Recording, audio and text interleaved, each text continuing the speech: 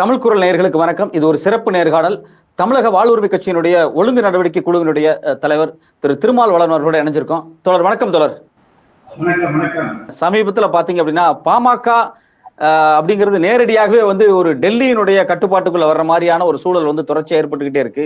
நீங்க பாமகவை உருவாக்கியதில் உங்களுக்கு ஒரு மிகப்பெரிய உங்களை மாதிரி ஆட்களுக்கு ஒரு பெரிய பங்களிப்பெல்லாம் இருக்கு. ஒரு காலத்துல இடதுசாரிகளாக ஒரு மார்க்சியர்களாக இந்த கட்சி வளர்ந்து வந்துச்சு. இன்னைக்கு நேரடியாக ஒரு ஒரு RSS முகாமுக்குள்ள அந்த கட்சி சிக்குதோ அப்படின்னு ஒரு பயம், அச்சம் எல்லாத்துக்கும் ஏற்பட்டிருக்கு. இதை நீங்க எப்படி பாக்குறீங்க? குறிப்பா அன்புமணியினுடைய ரீசெண்டான டெல்லி விசிட், அமித்ஷாவை சந்திக்க போறாருன்னு சொல்றாங்க. இதெல்லாத்தையும் பார்க்கும்போது உங்களுக்கு என்னவான உணர்வுகள் தோணுது? இது மிகப்பெரிய வருத்தத்தையும் வேதனையும் சொல்ல முடியாத மன நிறை குமுறல்கள் இருக்கிறது. இப்பொழுது நாம் மாற்றி இயக்கத்தில் இருப்பதனால் நமக்கான வரையறைக்குள் இருந்துதான் நாம் அதை விமர்சிப்பதோ பேசுவதோ என்கின்ற எல்லையில் இருக்கின்றோம். இருந்த பொழுதிலும் தமிழர்களுடைய நலன் சார்ந்து சமூக நீதிக்காக மிகப்பெரிய ஒரு மாற்றத்தை இந்த மண்ணில் விதைத்த இயக்கம், ஆயுத போராட்டத்தின் பின் பயணித்த எண்ணற்ற இளைஞர்கள் தாம் வாழ்வில் என்னை போன்ற எனக்கு முன்னோர்கள், என்னை விட முன்னோடிகள் இந்த இயக்கத்தை கட்டியமைத்து மாபெரும் தியாகத்தை, அர்ப்பணிப்பை, தன்னுடைய உடல் உழைப்பை, உயிரை, உதிரத்தை இப்படி சொல்லிட்டே போலாம். ஒரு தியாகத்தினுடைய உச்சம் பாட்டாளி மக்கள் கட்சி என்பது தியாகம் தியாகம் தியாகம், அர்ப்பணிப்பு, உயிர் தியாகம், பண்பு வழக்குகள், பொருளாதார இழப்புகள், இப்படி எல்லாவற்றையும் இழந்து உருவாக்கப்பட்ட ஒரு இயக்கம். அது எந்த ஒரு ஐயாவால் முன்னெடுக்கப்பட்டிருந்தாலும், ஐயாவால் அதை தலைமை ஏற்று வழிகாட்டி நடத்தியிருந்தாலும், பல இளைஞர்களுடைய வாழ்க்கையை இழந்து உருவாக்கப்பட்ட ஒரு இயக்கம். அப்படிப்பட்ட ஒரு இயக்கம் இன்று எங்கள் கண் முன்னால் நீங்கள் கேட்கின்ற கேள்வியை போடு இடதுசாரி சித்தாந்தத்தை ஏற்றுக்கொண்டு மிக பெரும் புரட்சியாளர்கள், சமூக விடுதலைக்கான போராளிகள், ஒடுக்கப்பட்ட சமூகத்தினுடைய விடுதலைக்கு போராடியவர்கள், தமிழ் தேசிய விடுதலைக்கு போராடியவர்கள், தமிழீழ விடுதலைக்கு பங்காற்றியவர்கள், இப்படி சமூக நீதியின் பெயரால் இந்த மண்ணில் ஒரு இயக்கம் தோற்றுவிக்கப்பட்டு அதனுடைய தியாகம், அளப்பரிய தியாகத்தை இந்த இயக்கத்திற்கு வழங்கி உருவாக்கப்பட்ட ஒரு இயக்கம் மிக பெரும் அறிவுஜீவிகளையும், சிந்தனையாளர்களையும், பொது உடைமை சித்தாந்தவாதிகளையும், திராவிட கருத்துக்களை உள்வாங்கியவர்களையும், ஒரு ஆயுத போராட்டத்தை முன்னெடுத்தவர்களையும் ஒருங்கிணைத்து உருவாக்கப்பட்ட இயக்கம் தான். இதை ஒருங்கிணைக்கின்ற காலகட்டத்தில் அதில் பயணித்தவர்களும், அந்த இயக்கத்தினுடைய பங்களிப்பு ஆட்சியவருடைய வரலாறுகளை பார்க்கின்ற பொழுது அவருடைய தியாகம் தெரியும். அது சாதாரண தியாகம் இல்லை. அதுதான் எங்களுக்கெல்லாம் உள்ளுக்குள்ளாக நாங்கள் இந்த கட்சியை விட்டு வெளியேறியிருந்தாலும் அந்த கட்சியின் மீது இருக்கக்கூடிய அந்த எப்படி சொல்றது, அந்த உரிமை இல்ல, அந்த கட்சி நன்றாக இருக்க வேண்டும், நன்றாக இருக்க வேண்டும். அது எப்படிப்பட்ட ஒரு தியாக கட்டமைப்பில் அந்த சுடமுறை ஆகுதியில் உருவாக்கப்பட்ட ஒரு இயக்கம். அப்படிப்பட்ட ஒரு இயக்கம் கண் முன்னால் இன்று நீங்க சொல்வதை போன்று வலதுசாரி சிந்தனைகளுடன் அந்த இன்னைக்கு சிதைவதை பார்க்கின்ற போது மனதுக்கு மிக பெரும் வேதனையும், வலியும், துயரத்தையும், துன்பத்தையும் வழங்குகிறது. நமக்குள்ள என்னதான் கமாசம் இருக்கலாம், குடும்பத்தில் அண்ணன் தம்பிக்குள்ள பிரச்சனை இருக்கலாம், அப்பா பிள்ளைக்குள்ள பிரச்சனை இருப்பது சகஜம். ஆனால் இதில் மூன்றாவது ஒரு நபர் மத்தியஸ்தம் செய்ய வருகிறார் என்று சொல்வது பொருளுக்கு ஆக்கம் பங்கு குறித்தது என்று சொல்வார்கள். கிராமப்புறத்திலே, கிராம வழக்காடுகளிலே ஒரு சொல்லு இருக்கின்றது. குரங்கு ஆக்கத்தை பங்கிடுவதற்கு தராசு தட்டிலே வைத்து இந்த பக்கம் அதை போன்று இன்று பிஜேபி என்கின்ற ஒரு கட்சி இந்தியாவில் நம் கண் முன்னால் எத்தனையோ இயக்கங்களை அழித்து, கட்சிகளை அழித்து வளர்ந்திருக்கின்ற அந்த இயக்கம் இன்று தமிழகத்திலேயும் அதனுடைய கோர முகத்தை நம் கண் முன்னால் காட்டிக் கொண்டிருக்கின்றது. வேதனையை வழியையும் தான் நாம் இங்கு புரிந்து கொள்ள வேண்டும். இல்ல, மருத்துவர் ஐயா ராமதாஸ் அவர்கள் பேசும்போது வெளிப்படையா சொல்றாரு, நான் வந்து அன்புமணியை வந்து அமைச்சர் ஆக்கியிருக்க கூடாது அந்த வயசுல அப்படின்னு ஒரு வார்த்தை சொல்றாரு. அதை தொடர்ந்து அவர் பேசும்போது அவருக்கு இன்னும் வந்து தலைமை பண்பு வரல அப்படிங்கிற மாதிரி பேசுறாரு. இந்த வெளிப்படையான விமர்சனத்தை நீங்க எப்படி பாக்குறீங்க? ஏன்னா நீங்க அந்த காலகட்டத்துல ரொம்ப தீவிரமா பயணிச்சவங்க, ரொம்ப ஒரு ஒரு கட்சியினுடைய அடிமட்ட கட்டமைப்பு உருவாக்கணும் நீங்க. திடீர்னு அன்புமணிக்கு அமைச்சர் பதவி கொடுத்தப்போ என்ன மாதிரியான சூழல் இருந்துச்சு? அது இன்னைக்கு ஏன் ஐயா விமர்சிக்கிறாரு? இதுக்கு பின்னாடி இருக்கக்கூடிய அரசியல் என்னன்னு நீங்க பாக்குறீங்க? ஐயா அந்த இயக்கத்தை ஆரம்பித்து அவர் செய்த தியாகம், அவர் செய்த சத்தியம், அவர் ஏற்றுக்கொண்ட கொள்கை, அவர் வடிவமைத்த, அவர் முன்னெடுத்து சென்ற சித்தாந்தங்கள், அவர் வழிநடத்தியது எல்லாமே மிகச்சிறப்பாக ஒரு மாற்றத்தை உருவாக்கக்கூடிய ஒரு அமைப்பாக, இயக்கமாக அனைத்து அடித்தட்டு மக்கள், உழைக்கும் மக்கள், பிற்படுத்தப்பட்ட, ஒடுக்கப்பட்ட, வஞ்சிக்கப்பட்ட, தாழ்த்தப்பட்ட சிறுபான்மை, இப்படி அனைத்து மக்களையும் ஒருங்கிணைத்துதான் அவர் இந்த இயக்கத்தை முன்னெடுத்து சென்றார். அப்படி படிப்படியாக அந்த இயக்கத்தினுடைய வளர்ச்சி என்பது மிக வேகமாக குறுகிய காலத்திற்குள் இந்திய துணைக்கண்டத்தை ஆளுகின்ற அளவுக்கு அந்த இயக்கம் வளர்ந்தது. அப்படி வளர்க்கப்பட்ட இயக்கம், அந்த இயக்கத்தினுடைய 2 பகுதிகளாக அதை பிரிக்க வேண்டும். அரசியலில் அன்புமணி வருகைக்கு பின், அன்புமணி வருகைக்கு முன் என்று எப்படி நம்மளுடைய ஆண்டுகளை நாம் பிரிப்போமோ, திமு என்று பிரிப்போமோ, அதை போன்று அன்புமணிக்கு முன், அன்புமணிக்கு பின் நாங்கள் எல்லாரும் எங்களுக்கும் அந்த பங்களிப்பு இருக்கின்றது, நான் ஒத்துக்கொள்கின்றேன்.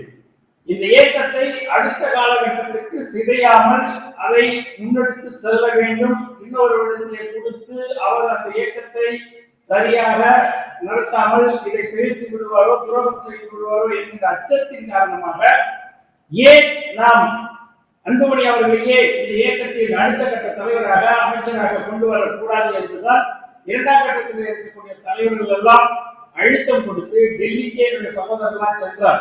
டெல்லிக்கு போய் அங்கேயே அமைச்சர் கொடுக்க மாட்டோம் ஐயா சொன்னார். இந்த ரகசியமா நிறைய பேருக்கு தெரியாது. அப்படி கொடுத்திருந்தா அவர் தன்ராஜன் தான் கொடுத்திருப்பார். அமைச்சர் குடும்பத்திலிருந்து அவர் கொடுக்கணும்னு நினைச்சிருந்தா தன்ராஜ் தான் இன்னைக்கு தன்ராஜுக்கு தான் அமைச்சர் கொடுப்பதாக இருந்தது. அவர் தான் பேராசிரியர். அப்ப தன்ராஜுக்கு கொடுக்கலாம் என்கின்ற ஒரு அவருடைய இருந்திருக்கலாம். அதை 2ஆம் கட்ட தலைவர்களுடைய அழுத்தத்தின் காரணமாகத்தான் அங்கு அமைச்சர் பதவி அன்புமணி அவர்களுக்கு கொடுக்கப்பட்டது. அன்னைக்கெல்லாம் நாங்க ஐயாவின் எப்படி சொல்றது, பரமசிவன் கழுத்தில் இருக்கின்ற பாம்பு என்று சொல்றாங்க இல்லையா, அப்படிதான் நாங்கெல்லாம் அன்னைக்கு ஐயா சின்ன ஐயாவை சுத்தி இருந்தோம். நாங்க சொல்றதாங்க அது நான் ஐயாவோட இருந்தேன். நாங்க சொல்றது ஐயா கேட்கணும். அம்மாவோ ஐயாவோ என்ன விரும்பும், அம்மா என்ன விரும்புறாங்க, சின்னையா என்ன விரும்புறாரு, அக்கா என்ன விரும்புது அப்படிங்கிற செய்தியை அழுத்தமாக ஐயாவுக்கு நேருக்கு செஞ்சா நல்லா இருக்கும் அப்படின்னு சொல்லிக்கிற நிலையில் நாங்க இருக்கோம். அப்படிதான் எங்களுடைய 2ஆம் கட்ட தலைவர்களோட அன்னைக்கு இருக்கக்கூடிய பொறுப்பாளர்களோட டெல்லிக்கு போய் அந்த அமைச்சர் பதவியை அன்புமணிக்கு கொடுக்க வேண்டும் என்று அழுத்தம் ஐயாவுக்கு கொடுக்கப்பட்டது. இப்ப மற்றொரு மாதிரி நம்ம விமர்சனங்கள் ஐயா நேரடியா வாரிசு கொண்டு வந்துட்டாரு, அப்படி பண்ணிட்டாரு, இப்படி பண்ணிட்டாருங்களா சொல்ல முடியாது. அன்றைக்கு இருந்த சூழல், அன்னைக்கு நம்ம ஒருத்தரை நம்பி அமைச்சர் பதவி கொடுத்தோம். அதுல சில முரண்பாடுகள், சில கட்சிக்கு அமைப்புக்கு விசுவாசமான இல்லை என்ற குற்றச்சாட்டு வருகின்றது. அப்படி இருக்கும்போது அவர்களையும் இவர்களையும் அமைச்சர் ஆக்குவதை விட நம்ம இவரையே அமைச்சர் ஆக்கினாக்க எப்படியா இருந்தாலும் இந்த இயக்கத்தை ஒரு முன்னெடுத்து செல்வார். இளைஞர்கள் மத்தியில் ஒரு மாசு, ஒரு பார்த்தீங்கன்னாலே ஒரு பர்சனாலிட்டி பர்சன், அல்லது அந்த முறையில் ஒரு படித்தவர், அப்படி அதே மாதிரி ஒரு நல்ல ஒரு எல்லாமே இருக்கு அப்படிங்கிற எண்ணத்துல நாங்கெல்லாம் முன்மொழிந்து அழுத்தம் கொடுத்து அவரை இந்த நாட்டினுடைய சுகாதாரத்துறை அமைச்சராக உருவாவதற்கு எங்களை போன்றவர்களுடைய பங்களிப்பும் அதில் இருக்கின்றது. அதனாலதான் அவர் அமைச்சர் ஐயா அவர் சீக்கிரம் இறக்கி வந்தார்கள். இன்னும் கொஞ்சம் காலம் கடந்தது, எடுத்த உடனே கொண்டு வந்து பிற்காலத்துல காலம் சொல்ல கொண்டு வந்திருக்கலாம். அப்படி அவர் கொண்டு வந்ததுக்கு பிற்பாடு அவரை நாங்க பார்க்கின்ற பொழுது ஏதோ எங்களுக்கு சிறப்பா செய்வதை போலத்தான் தோன்றியது. ஆனால் அவர் மிகப்பெரிய ஐயா சொல்வது ஏற்றுக்கொள்ளக்கூடிய தலைவர். கடந்து வந்த பாதைகளை பார்க்கின்ற பொழுது, இன்று இருக்கக்கூடிய நிலைகளை பார்க்கின்ற போது ஐயா சொல்வது சரி என்றுதான் நாம் என்னுடைய பார்வைக்கு தெரிகிறது. ஏன் இதை சொல்கிறேன் என்று சொன்னால், ஒரு இயக்கம் 7 பாராளுமன்ற உறுப்பினர், 20 கிட்டத்தட்ட சட்டமன்ற உறுப்பினர், பல மாவட்டங்களுடைய மாவட்ட குழு தலைவர், அவர் தான் அந்த டிஸ்ட்ரிக்ட் மாவட்ட பஞ்சாயத்து ஊராட்சி தலைவர் பதவி, பல நகராட்சி, பல ஊராட்சி, ஒன்றியம், யூனியன், பேரூராட்சி, இப்படி உள்ளாட்சி பிரதிநிதிகளை அதிகப்படிய முக்கியத்துவம் நீங்க பாத்தீங்கன்னா சென்னையில கூட வந்து மாநகராட்சியினுடைய மன்றத்தினுடைய ஒரு மண்டல பொறுப்பு வந்து பாட்டாளி மக்கள் கட்சிகிட்ட இருந்தது. இப்படி எத்தனையோ பதவிகளை பாட்டாளி மக்கள் கட்சியினுடைய பிரதிநிதிகள் அனுபவித்தார்கள். ஆனால் அன்புமணியுடைய காலத்திற்கு பிற்பாடு அன்புமணியுடைய தலைமைக்கு அவருடைய ஆதிக்கத்திற்கு இந்த கட்சி இயக்கம் வந்ததற்கு பிற்பாடு அதிலிருந்து படிப்படியாக ஒவ்வொரு ஆளுமைகளும் பல்வேறு காலகட்டங்களில் பல்வேறு சூழல்களில் வெளியேற்றப்பட்டிருக்கின்றார்கள், வெளியேறியிருக்கின்றார்கள். அப்படி வெளியேறுகின்ற பொழுது அது எதை காட்டுகின்றது? அவருடைய ஆளுமையை, அவருடைய லீடர்ஷிப்பை. இதைத்தானே சொல்லுவாங்க, ஒரு கட்சி ஒரு இயக்கத்துடைய தலைமையை பொறுத்து தானே அங்க இருக்கக்கூடிய தொண்டர்களை தக்க வைப்பதாக இருக்கட்டும், இல்ல அவர்கள் வந்து வெளியேறாங்கன்னா என்ன காரணத்தால் வெளியேறுவாங்க? இப்ப வெளியேறதுக்கு ஏதாவது ஒரு காரணம் இருக்குங்களா? தன்னுடைய அவர் தலைமையுடைய அனுசரணை இல்ல, அரவணைப்பு இல்ல, இல்ல லீடர்ஷிப் குவாலிட்டி இல்ல, இல்ல இப்படி பல விஷயங்கள் இருக்கின்றன. ஏன்னா ஐயாவை பொறுத்தவரைக்கும் அரசியல் பயிலரங்கு நடத்தி அந்த வந்து சராசரி கிராமப்புறத்திலே கிளை செயலாளருக்கு முதற்கொண்டு ஆளுமை பண்பு வேணும், லீடர்ஷிப் குவாலிட்டி வேணும், அரசியல் புரிதல் வேணும், அரசியல் தெளிவு வேணும். அவருக்கு வந்து தமிழ் தேசியம் என்ன, தமிழ் என்றால் என்ன, சமூக நீதி என்றால் என்ன, இப்படி புது உடைமை என்றால் என்ன, மார்க்சியம் என்றால் என்ன, இப்படி சித்தாந்த அரசியலை கருத்தியல் அரசியலை கொண்டு சென்றவர் ஐயா. அவருடைய மகனாக வந்த அன்புமணி அவர்களுக்கு அடித்தட்டு மக்களின் வலியும் வேதனையும் கட்சிக்காரர்களுடைய வழி தெரியாம தான் அவர் வளர்ந்திருக்கிறார். அவர் அப்படிதான் இதுவரைக்கும் பயணித்துக் கொண்டிருக்கிறார். எடுத்தோம் கலந்தோம் என்று பேச்சு பொது வெளியில ஒரு தன்னுடைய கட்சியுடைய தலைவரை ஒரு அது படிப்படியா பாத்தீங்கன்னா ஒவ்வொருத்தரையும் ஒரு காலகட்டத்தில் எங்களை அவரை வந்து இந்த நாட்டுடைய முதல்வராக ஆக்குவது மட்டும்தான் எங்களுடைய கொள்கை, லட்சியம், கனவு. அது கேட்கவே வாழ்க்கை உலகத்துக்கு எங்களை படிச்சிருக்க ஆக்கணும் என்றோ இல்லை பிறப்பால் நாங்கள் இது கேட்கவே வந்திருக்கிறோம் என்று நினைத்து களம் கண்ட எங்களை ஒரு நிச்சயத்தில் வந்து மிக தரக்குறைவான விமர்சனங்கள், கடுமையான வார்த்தைகளை அதெல்லாம் சொல்லவே முடியாது. அப்ப வந்து எப்படிப்பட்ட ஆளை எங்களை மாதிரி இருக்கக்கூடிய ஆட்களை இவர் என்ன பண்ணிருக்கணும்? அவருடைய தந்தை ஏதோ ஒரு வேகத்துல வந்து வெளியேற்றிருந்தால் கூட இவர் என்ன செய்யணும்? சரி பாட்டுக்கலாம், வெயிட் பண்ணுங்க, நான் என்னுடைய தலைமைக்கு வருகின்ற பொழுது இதெல்லாம் நடக்கும். அரசியல் என்பது வேற, நட்பு என்பது வேற. நான் கூட எங்க சகோதரர்கிட்ட அடிக்கடி சொல்லி அனுப்பும், எந்த மேடையையும் தரக்குறைவான விவாதங்களை வைக்கவே கூடாது.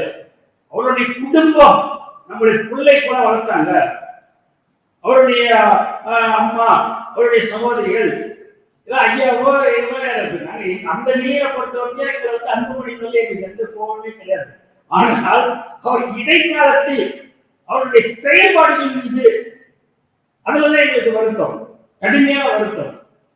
அப்படி இந்த கட்சியை இந்த இயக்கத்தை வளர்த்தவர்கள் எல்லாம் வெளியேற்றிருந்த பொழுது எவ்வளவு பெரிய தலைவர்கள் எல்லாம் வெளியேற்றாங்க இல்லையா? அன்னைக்கு நீங்க இந்த போராட்டத்தை நடத்திருக்கணுமா வேணாமா?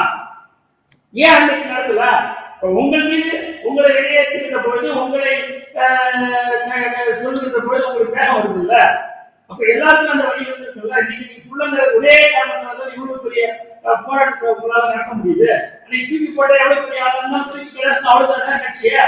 அவனுடைய உடல் உழைப்பு, பொருளாதாரம், அவனுடைய தியாகம், அவனுடைய அர்ப்பணிப்பு அத்தனையும் இந்த கட்சி இந்த இயக்கத்திற்கு அர்ப்பணித்திருக்கு.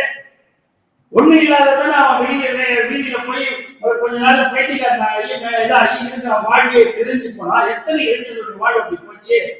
உண்மையான ஒரு கட்சி மீது இந்த இயக்கத்தை அடுத்த கட்டத்துக்கு நகர்த்த வேண்டும் என்ற எண்ணம் உள்ளவராக இருந்தால் இவர் எப்படி இருந்திருக்கிறோம்? கடந்த காலங்களில் இவரை நம்பியவர்கள் எங்களை விடுங்க, நாங்க எங்களுடைய தனித்துவம் இருந்தது, நாங்கள் இந்த காலத்துக்கு நிற்கிறோம். இந்த இயக்கத்தில் மற்றவர்களுடைய நிலை என்ன?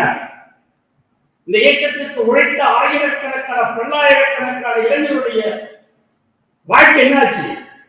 இன்னைக்கு வழக்கு லட்சக்கணக்கான பேர் வழக்கை சந்திக்கிறாங்க, இன்னைக்கு வழக்கை சந்திச்சு கொண்டு இருக்கிறாங்க.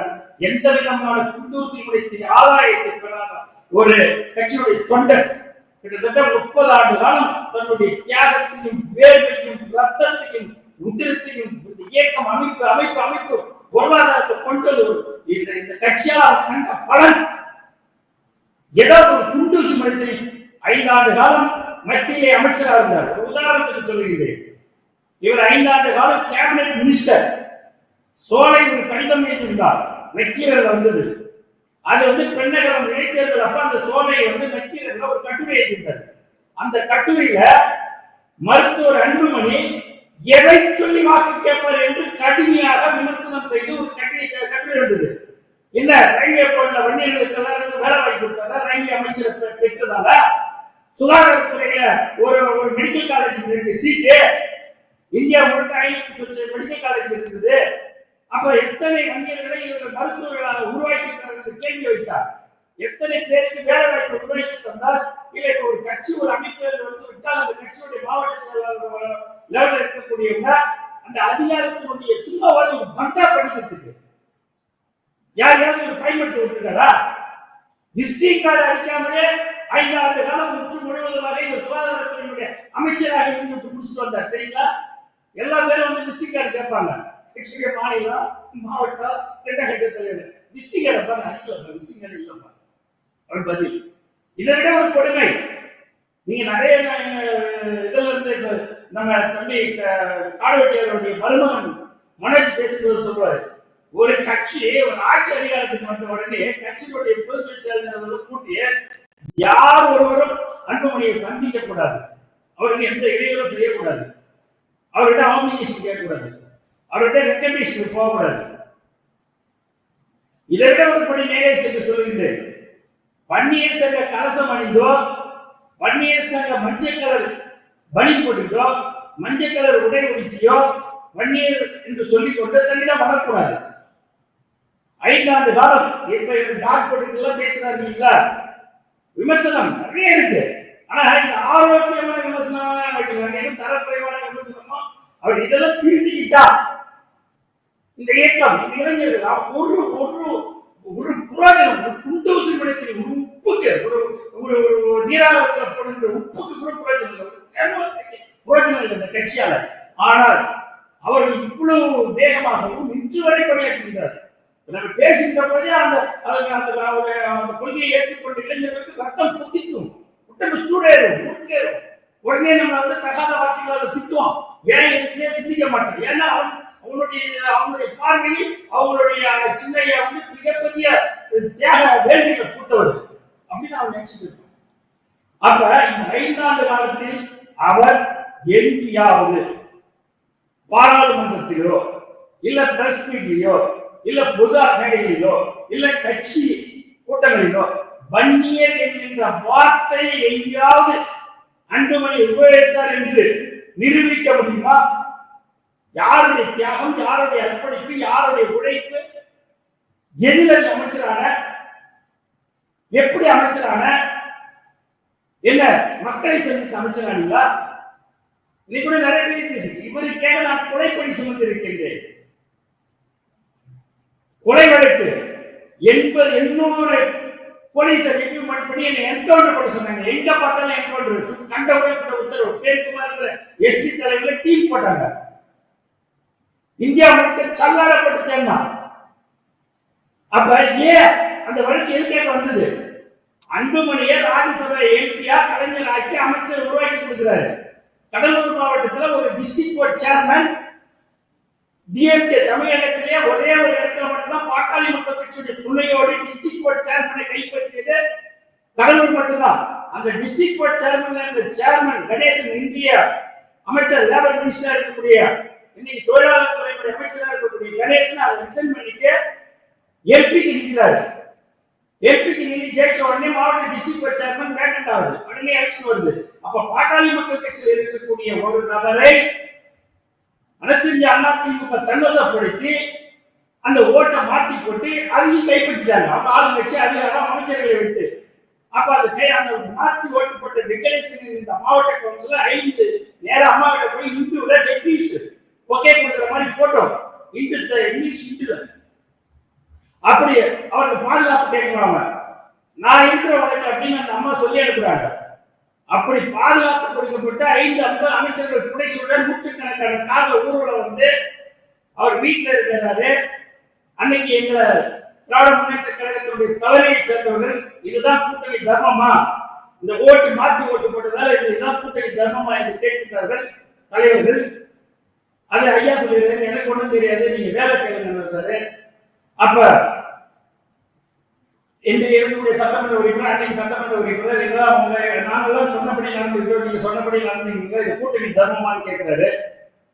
அதனால ஒரு வெகுண்டெழுந்த இளைஞர்கள் இன்னைக்கு சின்ன பையனுக்கு அன்புமணிக்கு பக்கத்தில் இருக்கிறார். அவர் செய்த கொலைப்பழியை நான் ஏற்றுக்கொண்டேன். யாருக்காவது தியாகம் இருக்கா? அந்த கொலை பற்றி இன்டர்நெட் குண்டு சுமடமும் தெரியாது, இப்படி கொலை நடக்க போதும் தெரியாது. நான் எங்கேயோ இருக்கிறேன், அது அந்த ஆர்வத்துக்கும் தெரியாது. ஏன்னா அவன் கல்யாணம் பத்திரிக்கை அடிச்சு ஊர் ஊரா கொடுத்துட்டு இருக்கான். அது ஒரு எமோஷன்ல ஒரு போதையில கூட போற பையன் போய் கண்டிக்கணும், அவன் தண்டிக்கணும்னு போறான், சும்மா அடிச்சுட்டு வரலான்னு போறான். ஆனா கூட போனவங்க தப்பிச்சு ஓராட்டம் எல்லாம் சமாதானம் ஆயிட்டு மறுதாகி போச்சு.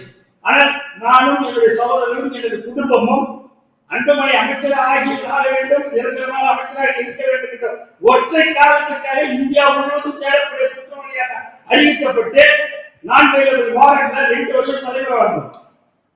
இன்னைக்கு பிள்ளைங்க பேசுது தெரியுமா? அமைச்சர் அன்புமணி அமைச்சரா இருப்பதற்கு யார் தியாகம், யாருடைய தியாகம்? இப்படி பல பேருடைய தியாகம், அர்ப்பணிப்பு, உழைப்பு, இதை எல்லாவற்றையும் வழங்குவது அன்புமணி. ஆனா இவரு யாருக்கும் ஒரு துரும்பை கிள்ளி போடாதவர். இவரால் இவருடைய அரசியல் வரலாற்றில், அரசியல் காலத்தில் ஒருவரை இவர் நான் உயர்ந்த பதவிக்கு இவரால் கொண்டு வந்தேன், இல்ல அதிகாரத்தை இவர் அன்புமணியால் அதிகாரத்தை பெற்றேன் என்று ஒருவர் கூட சொல்ல முடியாது. இன்னைக்கு ஏன் அவர் பின்னணி நிற்கிறாங்க ஐயாவை தடுத்திருக்கு என்று சொன்னால் அதுக்கு காரணம் இருக்குது. ஐயா வயது மூப்பின் காரணமாக கட்சி அன்புமணி கிட்ட வந்துடும். உண்மையான இயக்கத்திற்கு உழைத்தவர்கள், தியாகம் செய்தவர்கள், அர்ப்பணிப்பு செய்தவர்கள், பிரதிபலம் பாருங்கள் உழைக்கின்றவர்கள், இன்றும் சொல்லப்படால் நாளை இந்த கட்சி அன்புமணி தலைமைக்கு வருகின்ற பொழுது பிரதிபலம் பாராமல் எல்லாவித தியாகத்திற்கும் தன்னை ஒப்படைத்துக் கொள்கின்றவர்கள் வெளியேறுகிறோம். ஆனா பூரிக்கு திங்கிறதுக்கு, ஆதாயம் அடைவதற்கு, எப்படியாவது குறுக்கு வழி அதிகாரத்தை கைப்பற்ற வேண்டும் என்று எண்ணுகின்றவர்கள் மட்டும் அங்க கூடாரத்தில் வருவாங்க. அவர்கள் எந்த ஆளுமையும் கிடையாது. என்ன ஆளுமை இருக்கு, என்ன தரம் இருக்கு, எதிர்த்து இருக்கிறாங்க. என்னைக்கு வந்தவங்க இடஒதுக்கீடு போராட்டம் தெரியுமா? வரலாறு தெரியுமா? ஏதாவது ஜெயிலுக்கு போயிருக்காங்களா? ஏதாவது வழக்கு வைக்கிறாங்களா? யாராவது வயசானவங்க நிற்கிறாங்களா? பாருங்க. அவர்கள்லாம் அந்த கிராமத்திலே பார்த்தீங்கன்னா புறக்கணிக்கப்பட்டவர்கள். அவ்வளவு ஒரு ஒற்றை நபர், அவர் திருடி அவர் நேர்க்கும் போவாது. அப்படிப்பட்டவர் ஒரு கூட்டத்தை வச்சுட்டு யாருன்னா ஐடென்டிட்டி இல்லாத ஆட்களை வச்சுட்டு பேஸ்புக்ல இருந்தது, வாட்ஸ்அப்ல இருந்தது, இப்படி எல்லாம் உங்களுக்கு தரத்தான அரசியலை செய்வதற்கு என்கரேஜ் பண்ணிட்டு இருந்தார். எப்படி இவரை நம்பி நாளைய எதிர்காலம் அரசு ஒரு நேரு நாகரிகமே என்னன்னு தெரியாது. முதல்ல இதை நான் இப்ப சொல்லல, ஒண்டி கொண்டு வரியா யாரு? முத்தமிழறிஞர் கலைஞருடைய புள்ள ஸ்டாலினை பார்த்து பேசிய பேச்சு கடந்த காலங்களில். இன்னைக்கு ஸ்டாலின் தன்னுடைய தந்தைக்கு பிற்பாடு திராவிட முன்னேற்ற கழகத்தின் வரலாற்று இல்லாத சாதனை செய்திருக்கிறார். சரித்திர உலக வரலாறு படிச்சிருக்க 40 கலைஞரால் ஜெயிக்க முடியுதா? திராவிட முன்னேற்ற கழக வரலாற்றுல இது வரைக்கும் யாராவது அச்சீவ் பண்ணிருக்காங்களா? ஜெயிச்சிருக்காரா இல்லையா? அவரு நான் உண்மையான கருணாநிதியுடைய மகன் என்பதை நிரூபிச்சிருக்கிறார். நீங்க என்ன பண்ணிருக்கீங்க? உங்ககிட்ட அப்பா இவ்வளவு பெரிய இயக்கத்தை ஒப்படைச்சார், இவ்வளவு அதிகாரத்தோட ஒப்படைச்சார். அவர் எதிர்கட்சியா இருக்கும் போது இறந்து போயிட்டார், ஆட்சி அதிகாரத்தை ஒப்படைக்கல. ஆனால் தன்னுடைய தியாகத்தால், தன்னுடைய சகிப்புத்தன்மையால் எல்லாவற்றையும், எல்லா விதமான உதாசனங்களையும், அலட்சியங்களையும், அவமானங்களையும் தாங்கிக் கொண்டு அந்த இயக்கத்தை வளர்த்தெடுத்து 2வது தலைமுறைக்கு நகர்த்துறதுக்கு தயாரா இருக்கிறார். நகைச்சிட்டாரு. கலைஞரால நேரடியா தன்னுடைய மகனை விசா காலத்தில் இருந்து மாணவ பருவத்திலிருந்து இயக்கத்துக்கு வந்த ஸ்டாலினை தன்னுடைய வாரிசாக அறிவிக்க முடியவில்லை, ஒரு அதிகாரத்தை கொடுக்கவில்லை. இன்னும் சொல்ல போனா இந்த அதிகாரத்தை இன்னைக்கு முதல்வர் அவர்கள் அனுபவிக்கின்ற அதிகாரத்தை பாட்டாளி மக்கள் கட்சியில அன்புமணி மத்திய அமைச்சர் ஆனதுக்கு பிற்பாடுதான் தன்னுடைய தந்தையிட்ட கேட்கிறார். 3வது அவர்கள் அனுப்பி 2ம் கட்ட தலைவர்கள் அனுப்பி, ஏன்பா ஐயா என்ன சத்தியம் பண்ணாரு, என் பிள்ளையோ நானோ அரசுக்கே வரமாட்டா, வாரிசு கொண்டு வர மாட்டா, பணி கொடுக்க மாட்டேன்னு சொன்னாரு. ஆனால் நான் இந்த கட்சி நேரடியாக மத்திய சுகாதாரத்துறை அமைச்சரை, கேபினெட் அமைச்சரை கொண்டு வராரு. ஆனால் நான் எல்லா விதமான தியாகத்தையும் செய்திருக்கேன். சிறைக்கு போயிருக்கேன், அடி வாங்கியிருக்கேன், உத வாங்கியிருக்கேன், விசாவை சந்திச்சிருக்கேன், எல்லா கிராமங்களுக்கும் போயிருக்கேன், வீதி வீதியா பிரச்சாரம் பண்ணியிருக்கேன், திராவிட இயக்கத்துடைய கொள்கையை ஏற்றுக்கிட்டேன், அதனுடைய சித்தாந்தங்களை ஏற்றுக்கிட்டு அதன் வழி நின்று எல்லா தலைவர்களையும் அனுசரித்து நான் ஊர் ஊரா வீதி வீதியாக சுற்றி திரிந்து பிரச்சாரம் பண்ணி இந்த இயக்கத்தை வளர்த்த நான் அப்ப எனக்கு தகுதி இல்லையா? என்ன கொண்டு வரக்கூடாதா? அப்படி என்று அவர் அவ்வளவு பணிவாகத்தான் தன் தந்தையை ஒவ்வொரு முறையும் முறைத்து கடைசி காலத்து வரைக்குமே ஐயா சொல்ற மாதிரி சக்கரநாதன் வரைக்கும் பத்திரிகையாளர் சந்திச்சு கேட்கிறாங்க, உங்களுடைய உடம்பு உங்க கண்ட்ரோல் இருக்கா அப்படின்னு கேட்கிறாங்க. இடுப்புக்கு மேல என் கண்ட்ரோல் இருக்கு, இடுப்புக்கு கீழே என் கண்ட்ரோல் இல்லைன்னு சொல்லி இந்த நாட்டை ஆண்டாரு. சொல்லுங்க பார்க்கலாம். அப்ப ஒரே மகன், பெற்ற ஒரே மகன், அவருக்காக அழகின்னு ஒரு போட்டியாளர் இருந்தாரு, இன்னொரு போட்டியாளர் கனிமொழி இருந்தாங்க, இன்னொரு போட்டியாளர் செல்வி இருந்தாங்க. இப்படி பல போட்டியாளர்கள் மத்தியில் அவர் இருந்தார். உங்களுக்கு எந்த போட்டி? ஏன் உங்களுக்கு அந்த சகிப்பு தன்மையில்லை? அப்ப அவருடைய தியாகம் என்பது வேற, அவருடைய கடந்து வந்த பாதை என்பது வேற. எந்த ஒரு சின்ன நான் வேற சொல்லுவேன், நாங்க அவரை விட்டு வெளியேறியதுக்கு பிற்பாடு அன்புமணியெல்லாம் எங்களால் ஈடுபடுத்த முடியாது, அரசியல் பண்ண முடியாது. 1000 கோடி வச்சிருக்கோம், 50 லட்சம் கோடி கூட இருக்கும். 1 மணி நேரம் இன்னைக்கு வேணுமா உங்ககிட்ட பத்திரிகை மூலமா சேலஞ்ச் பண்றேன். 1 மணி ஒண்ணுமே வேணாம், சிபிஐ வேணா, இடி வேணா, எதுவுமே வேணாம். எங்க ஐயாவை என்ன செய்யல போட்டாலும் இந்த விஷயம் எடுத்துட்டு வருவாரு. அதுதான் வித்தியாசம். அன்புமணி அவர்களை ஏசி ஆஃப் பண்ணிட்டு ஃபேன் ஆஃப் பண்ணிட்டு ஒரு ரூம்ல உட்கார வைங்க, 1 மணி நேரம் கஸ்டடியில அரசியல்வாத நீதிக்கு ஓடி போயிரு. இவர் பாட்டாளிகளின் தலைவர். பாட்டாளிகளின் தலைவர் என்ன? இங்க கொரோனா நிறைய விமர்சனம் வேண்டாம், நம்ம கடந்து போவோம். எதுக்காக பத்தி நம்ம நீங்க வேற கேள்வி கேள்வி. நீங்க மருத்துவர் ஐயாவை நேரில் போய் சந்திச்சீங்க, சந்திச்சுட்டு வந்து வெளியே நீங்க பேட்டி கொடுக்கும்போது ஒரு வார்த்தை சொன்னீங்க, நாங்க வந்துட்டோம், இனி அவர் வந்துருவார், அன்புமணி உடனே வந்துருவாருன்னு சொன்னீங்க. நீங்க சொல்லி 24 மணி நேரம் கூட ஆகல, அன்புமணி வந்து சந்திச்சிட்டாரு. நீங்க மருத்துவர் ஐயாவை சந்திக்கும் போது அவர் உங்களோட என்ன பேசினாரு? உங்களோட சந்திப்பு ஏன் அவ்வளவு ஒரு முக்கியமாக அன்புமணிக்கு பட்டது? ஏன் அவர் வந்து உடனே வந்து சந்திக்க வேண்டிய சூழல் அவருக்கு நெருக்கடி வருது? இதுக்கு பின்னாடி இருக்கக்கூடிய அரசியல் என்ன?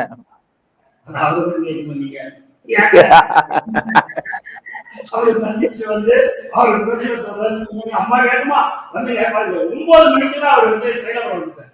அப்ப சென்னை அவரு தூங்கினாரா? தூங்கலையா? கார் எடுத்துக்கிறோம் சொல்லுங்க. பத்திரிகை எனக்கு அடிச்சு போன் வருது, கிளம்பிட்டாரு ஐயா, வந்து வீட்டுல இருந்து கிளம்பிட்டாரு. அவர் பிரசவம் அவருடைய ஐயா என்ற குழப்பனை சம்பந்தமா வருத்தப்பட்டிருக்காரு. அவர் வந்து நைட்ல முடிச்சுட்டு இருப்பாரு, காலையில் நல்ல இழுத்து போட்டிட்டு தூங்குவார். அவர் தூக்கத்தை நான் கெடுத்திருக்கேன். பிடிச்சதுக்கு பிற்பாடுதான் தூங்குவார் எங்க சின்னையா. இதாவது பழக்கம். நைட்ல நல்லா போயிட்டு நல்ல ஷெட்யூல் விளையாடிட்டு நல்லா லேட்டா வந்து படுப்பாரு. நல்ல ஏசி வந்து நல்லா -டிகிரியில் இருக்கணும், நல்ல நல்ல வேகமா அடிக்கணும். நீங்க அவர் காரு நானும் தான் அவர் மாதிரியே கார்லாம் வாங்கி பாக்குறேன். என் கார்ல 1-2 சொட்டு தண்ணி கீழே விட்டாது. இப்ப எல்லாரும் கார் வச்சிருப்பாங்க. நீங்க வேணா நேர்த்தி பாருங்க, அதே கார், அதே பிராண்டட், அதே கார், அதே மாடல், ரெண்டுத்தையும் பக்கத்துல நேர்த்தி பாருங்க. எங்க சின்னவருடைய கார்ல இருந்து 2 ஒரேஞ்சு ஓஸ் பைப்பால் புஷ் நடக்குது தண்ணி, புரியுதுங்களா? ஆனா அதே பிராண்டட் கார் பக்கத்துல நேர்த்தி பாருங்க, ஏசியை போட்டு வைங்க, ஃபுல் கூலிங்ல வச்சு பாருங்க, நமக்கு சும்மா வைங்க ஒரு சொட்டு தண்ணி வந்து பெரிய விஷயம். மருத்துவர் ஐயா உங்களோட நீங்க போய் சந்திக்கும் போது உங்களோட பேசினார் இல்லையா? என்ன பேசினாரு, என்ன சொன்னாரு அப்படின்னு பகிர்ந்துக்க முடியுமா? அதாவது ஒரு ஆசிரியருக்கு தன்னுடைய திறமையான மாணவனை பிடிக்கும், புரியுதுங்களா? இது உலக நியாயம். நாங்கள் இப்ப ஒரு ஆசிரியருடைய செல்ல பிள்ளை, சட்டா பிள்ளை சொல்றோம் இல்லைங்களா? நாங்க அந்த பாட்டாளி மக்கள் கட்சி குடியேற காலத்தில் உயர்ந்த பதவிகளை பெற்றவர்.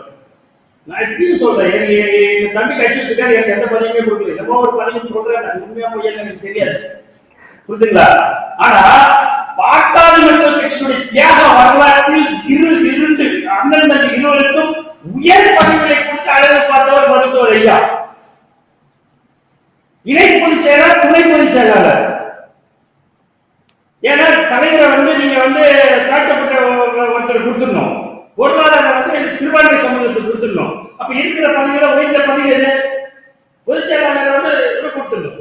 தலைவரை பொறுத்தவரைக்கும் இந்த இயக்கத்தை பொறுத்தவரைக்கும் தலைவர் பேர் இல்லை, நிறுவன தலைவருக்கு தான் அதிகாரம். தலைவர் என்பது ஒரு சாதாரண போஸ்டிங், ஆக்டிவான போஸ்டிங் பார்த்தீங்கன்னா துணை பொதுச்செயலாளர், இணை பொதுச்செயலாளர். அப்ப அப்ப அவ்வளவு பெரிய பொறுப்பை எங்களிடத்திலே கொடுத்து எங்களை அழகு பார்த்தவர்கள். சாதாரண பொறுப்பு வர முடியுமா நீங்க சொல்லுங்க? ஒரே குடும்பத்துல ஆனந்த இந்த 2 பேருக்கும் அந்த கட்சியை ஆட்சி படிச்சோம். எங்க கட்சி முழுவதும் எங்க கண்ட்ரோல் இருந்தது. தைலாபுரம் தோட்டம் என் கண்ட்ரோல் இருந்தது. அவருடைய திலேக் ஸ்ட்ரீட் வீட்டு அன்புமணி அந்த அன்புமணி குரூப் தம்பி கண்ட்ரோல் இருந்தது. இப்படிதான் நாங்க நடத்தினோம். ஆனா நேர்மையாக இருந்தோம், உண்மையாக இருந்தோம். அவர்களுக்கு எந்த எல்லைக்கும் செல்வதற்கு தயார். நீங்க ஒருத்தனை காட்டுங்க, இன்னைக்கு எல்லாம் வச்சிருக்கீங்க, ஆள் படை போய் எல்லாம் வச்சிருக்கேன்னு சொல்றீங்க. ஒரு பேசுவாங்க ஒருத்தனை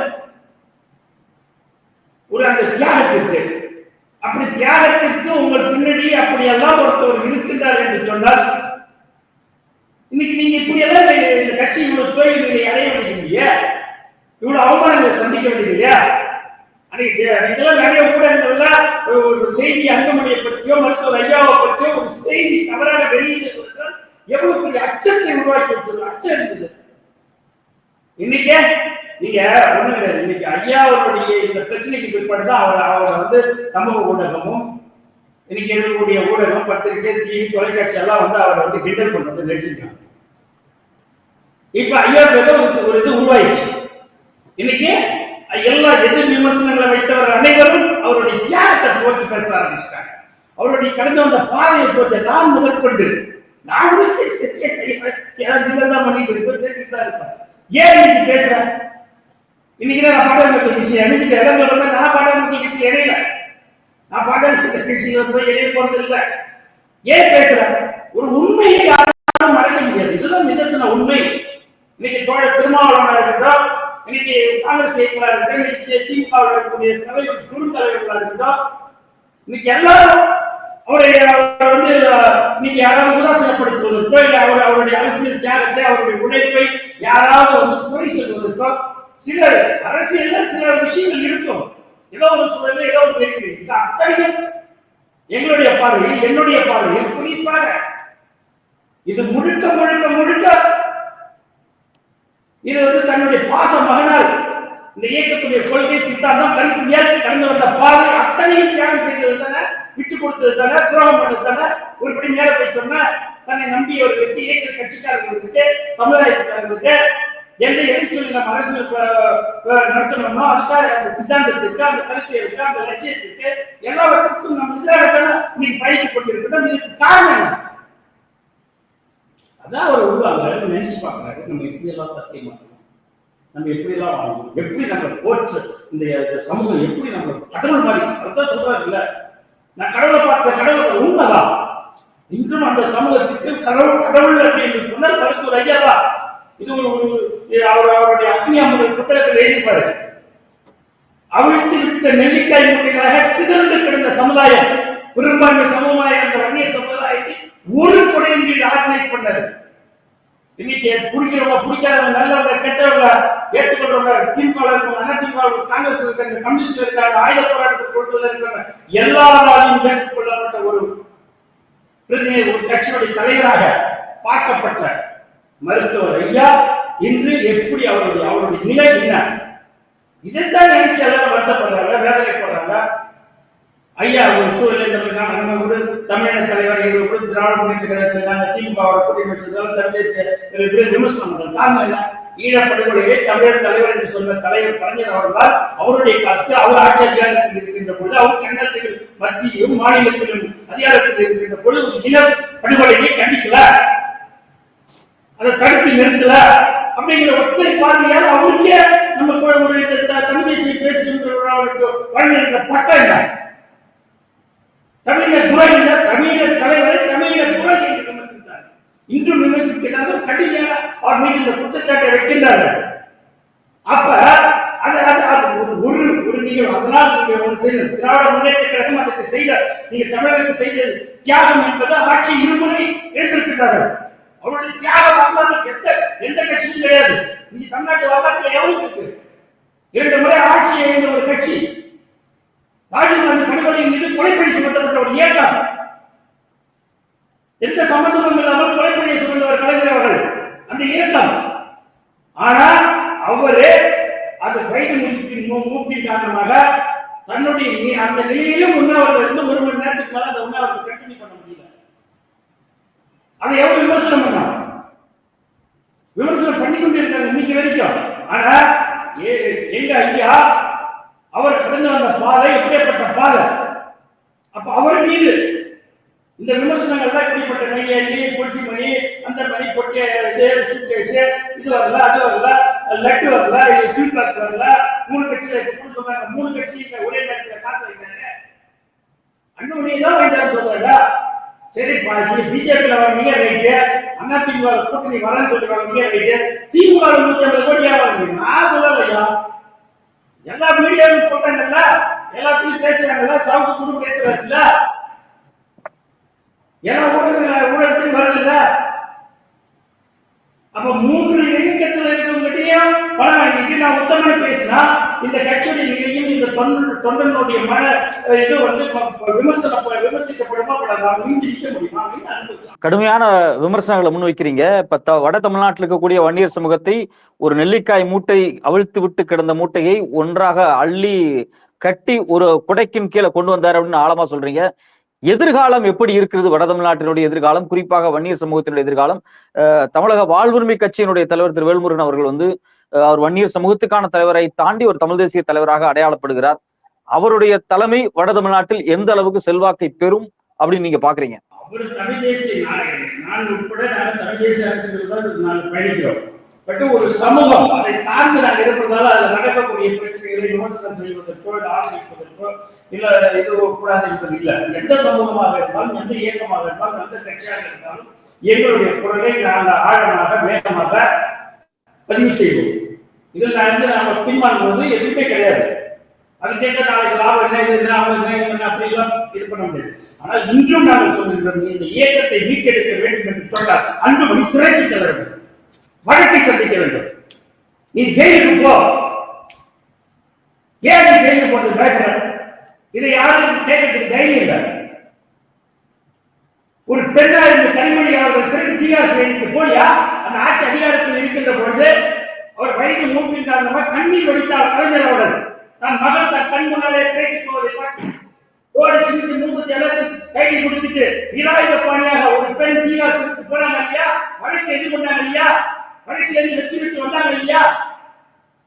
ராஜா ஆராஜா யாருடைய தலைவதாட்சியும் எனக்கு தேவையில்லை என்று சொல்லி வழக்கறிஞர் கூட வைத்துக் கொள்ளாமல் தன் மீது சுமத்தப்பட்ட பணியை ஏற்றுக்கொண்டு 1,70,70,000 கோடி ஊழல் என்று சொன்ன வழக்கில் இருந்து வெற்றி பெற்று சிங்கமாக கட்சிக்கிறார் இல்லையா? நீங்க தமிழகத்தினுடைய திராவிட முன்னேற்ற கழகத்தினுடைய பொதுச் செயலாளர்கள் அனைத்து தகுதி பெற்ற ஒரு தலைவராக நீங்க நிமிர்ந்து நிற்கிறார் இல்லையா? அவருடைய பேர் இன்னைக்கு பரிசீலிக்கப்படுது இல்லையா? அவருக்கு யார் சப்போர்ட் பண்ணா?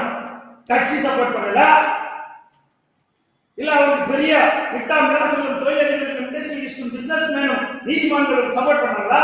பெரிய சீனியர் கவுன்சில் 100 வயசுல என்கரேஜ் பண்ணாங்க. சந்திச்சாரா இல்லையா? நீ ஏன் பயப்பட? ஊழல் பண்ணல. அப்ப நான் என்ன சொல்றேன், அம்மையார் அவர்கள் சிறைக்கு சென்றார். எனக்கு அம்மையாரை பிடிக்காது, எனக்கு அம்மையாரையும் பிடிக்காது, அதிமுகவும் பிடிக்காது. நாங்கெல்லாம் திராவிட அரசியல் வந்தவங்க எங்களுக்கு பிடிக்காது. ஆனால் சிறைக்கு செல்லுகின்ற வரை அவர் மீது இருந்த, அதாவது வழக்கு தண்டனை கொடுக்கிற வரைக்கும் அவர் மீது இருந்த பார்வை வேற. தண்டனை கொடுத்தவங்க என் நாட்டுடைய முதல்வர், எனக்கு முதல்வர் எங்கேயோ இருக்கிற கொடுத்தா அவருக்கு சிறை தண்டனை நீதியின் போல் வழங்கப்படவில்லை. இப்பொழுது என்னால் ஆயிரக்கணக்கான ஆதாரங்களை அடிக்க முடியும். என்னுடைய சகோதரர் அதை கடுமையாக விவாதிச்சிருக்கார். என்ற நிறைய எவிடன்ஸ் இருக்கு. நீதியின் மூலமாக தண்டனை கொடுத்திருந்தால் ஏற்றுக்கொண்டிருப்போம். ஏன்னா அந்த வழக்கு சம்பந்தமா டீப்பா கண்டனம் உள்ள போய் வந்தோம். அது உயிருக்கே ஆபத்துகள் நேரிடக்கூடிய நிலைகள்லாம் ஏற்பட்டது. அதிமுக பெருந்தலைவர்களுக்கெல்லாம் தெரியும் அந்த அம்மாவுக்கு தண்டனை எப்படி கொடுத்தாங்க. ஆனா ஒரு அதிமுக இனி வரைக்கும் வெளியே சொல்லவே கிடையாது. எந்த மீடியாவும் சொல்ல, பத்திரிகையும் சொல்லல, ஊடகத்தையும் சொல்ல, எனக்குள்ள அந்த சூழல் இருக்கு. இல்ல ப்ளூ பரி கொடுத்து நடந்துட்டு அந்த அம்மாவுக்கு இப்படி ஒரு மோசமான ஒரு தண்டனை குறுக்கு வழி மூலமா கொடுத்துருக்காங்க. அதை வந்து யாரும் கண்டிக்கல கேட்கல அப்படிங்கிற ஆதரவு எனக்கு இருந்திருக்கு, இன்னைய வரைக்கும் இருக்கு. ஆனா அந்த அம்மா சந்திச்சதுக்கு முன்னாடி தமிழகமே அவர்கள் விடுதலையாகி வருகின்ற பொழுது தமிழகம் கண்ணீர் வடிச்சது. அண்ணாவுடைய இறுதி ஊழலுக்கு பிற்பாடு மாபெரும் கூட்டம் தமிழ் உணர்வாளர்கள் தமிழர்கள் அனைவரும் நின்று அந்த அம்மா சிறையிலிருந்து திரும்புகின்ற பொழுது அவர் வீடு செல்கின்ற வரையில் அந்த டிவியினுடைய முச்சிமை இங்கே வச்சுக்கணும். மக்கள் டிவி முன்னாடி உட்காந்து இருந்தது. நான் இப்பயும் சொல்றேன், அன்புமணியுடைய நல்லதுதான் சொல்றேன், இதுல எந்த விமர்சனம் வந்தாலும் பரவாயில்ல, வழக்கை சந்தி ஜெயிலுக்கு போ. நான் பார்த்துக்கிறேன், நான் இருக்கா சத்தியம் பண்ணி சொல்றேன், ஜெயிலுக்கு போ. இந்த வன்னிய இளைஞர்கள் உணர்ச்சி வசப்பொருள் நான் முதற்கொண்டு இன்னும் நான் சாதி இல்லை, மதம் இல்லை, இனம் இல்லை, நீ என்ன பேசினாலும் ஏதோ ஒரு வகையில எங்கேயோ ஒரு விதத்தில் உணர்ச்சி வசப்படக்கூடிய அன்புமணி சிறைக்கு போனால் இழந்த இயக்கத்தை மீண்டும் நாம் நிமிர்த்த முடியும். சிம்பனி வந்துடும், நீ ஹீரோ ஆயிடுவார். நீ ஊழல்பட்டு போனாலும் சரி, இந்த இளைஞர்கள் ஒரு அணிவகுத்திற்கு ஒரு பெரிய வாய்ப்பு. நீ அட விட்டுட்டு நீ பிஜேபி காரங்க கட்சி அட வைக்கிற பார்த்தா நாங்களா பண்ண தியாகம் ஆகுது. நாங்க பிஜேபி ஆதரிச்ச கட்சி சொல்லுங்க, நீங்க சொல்லுங்க, பத்திரிகை பாட்டாளி மக்கள் கட்சி கொள்கை நெசித்தாங்க. நீ இன்னைக்கு போற பாதை என்ன? அன்றைக்கு வாஜ்பாய் இருக்கும்போது குறைந்தபட்ச செயல் திட்டம் ஒன்றை போட்டு இதெல்லாம் நீங்க நிறைவேற்றி கொடுத்தா ஒரு சும்மா கூட்டணியில உங்களோட வந்து ஆட்சி அதிகாரத்தில் பண்ணி அந்த கூட்டணியில வந்து நம்ம வந்து சூழல் சந்தர்ப்ப கூட்டணின்னு சொன்னோம். இல்ல பிஜேபியுடைய கருத்தையும் சித்தாந்தத்தையும் இந்து தத்துவம் ஏற்றுக்கொண்ட நம்ம வந்து கூட்டணி போனோம். அன்னைக்கு உள்ள கூட்டணி வச்சோம். ரெண்டு விதமா பார்க்கணுமா வேண்டாமா?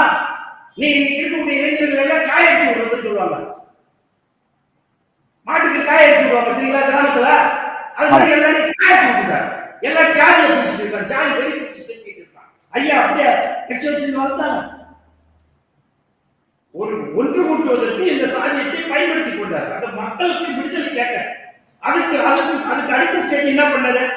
தாழ்த்தப்பட்ட மக்களும் வன்னிய மக்களும் ஒருதாய் மக்கள் மாநாடு நடத்தினாரு. நீங்க பாத்தீங்கன்னா தேவேந்திர குல மக்களும் வன்னிய மக்களும் ஒருதாய் மக்கள் மாநாடு நடத்தினாரு. அருந்ததிய மக்களும் வன்னிய மக்களும் ஒருதாய் மக்களும் மாநாடு நடத்தினாரு. தேவர்களும் வன்னியர்களும் தமிழ்ச்சாதிகள் எல்லாத்தையும் ஒன்றிணைத்து அவர் மாநாடு நடத்தினார். தமிழகம் முழுவதும் 234 தொகுதிகளும் மாநாடு நடத்தினார். பல தியாகங்களை செய்து பல சமூகங்களை ஒன்றிணைத்து நீங்க 108 சாதிகளை ஒன்றிணைத்து தானே உங்களுக்கு எம்பிசி வாங்கினாரு. தியாகம் பண்ணது, வழக்கு வந்தது, வழக்கு சுமந்தது வன்னியர்கள். ஆனால் அவருடைய பலனை எல்லோரும் அனுபவித்தார்கள். ஆனா இன்னைக்கு நீங்க எங்க கொண்டு இடஒதுக்கீடு நேர் எதிராக சித்தாந்தங்களுடைய அரசியல் கட்சியோட நீங்கள் எல்லாத்தையும் கொண்டு போய் கட்சி உள்கட்சி பிரச்சனை அளவுக்கு கொண்டு போய் சேர்க்கிறீங்க.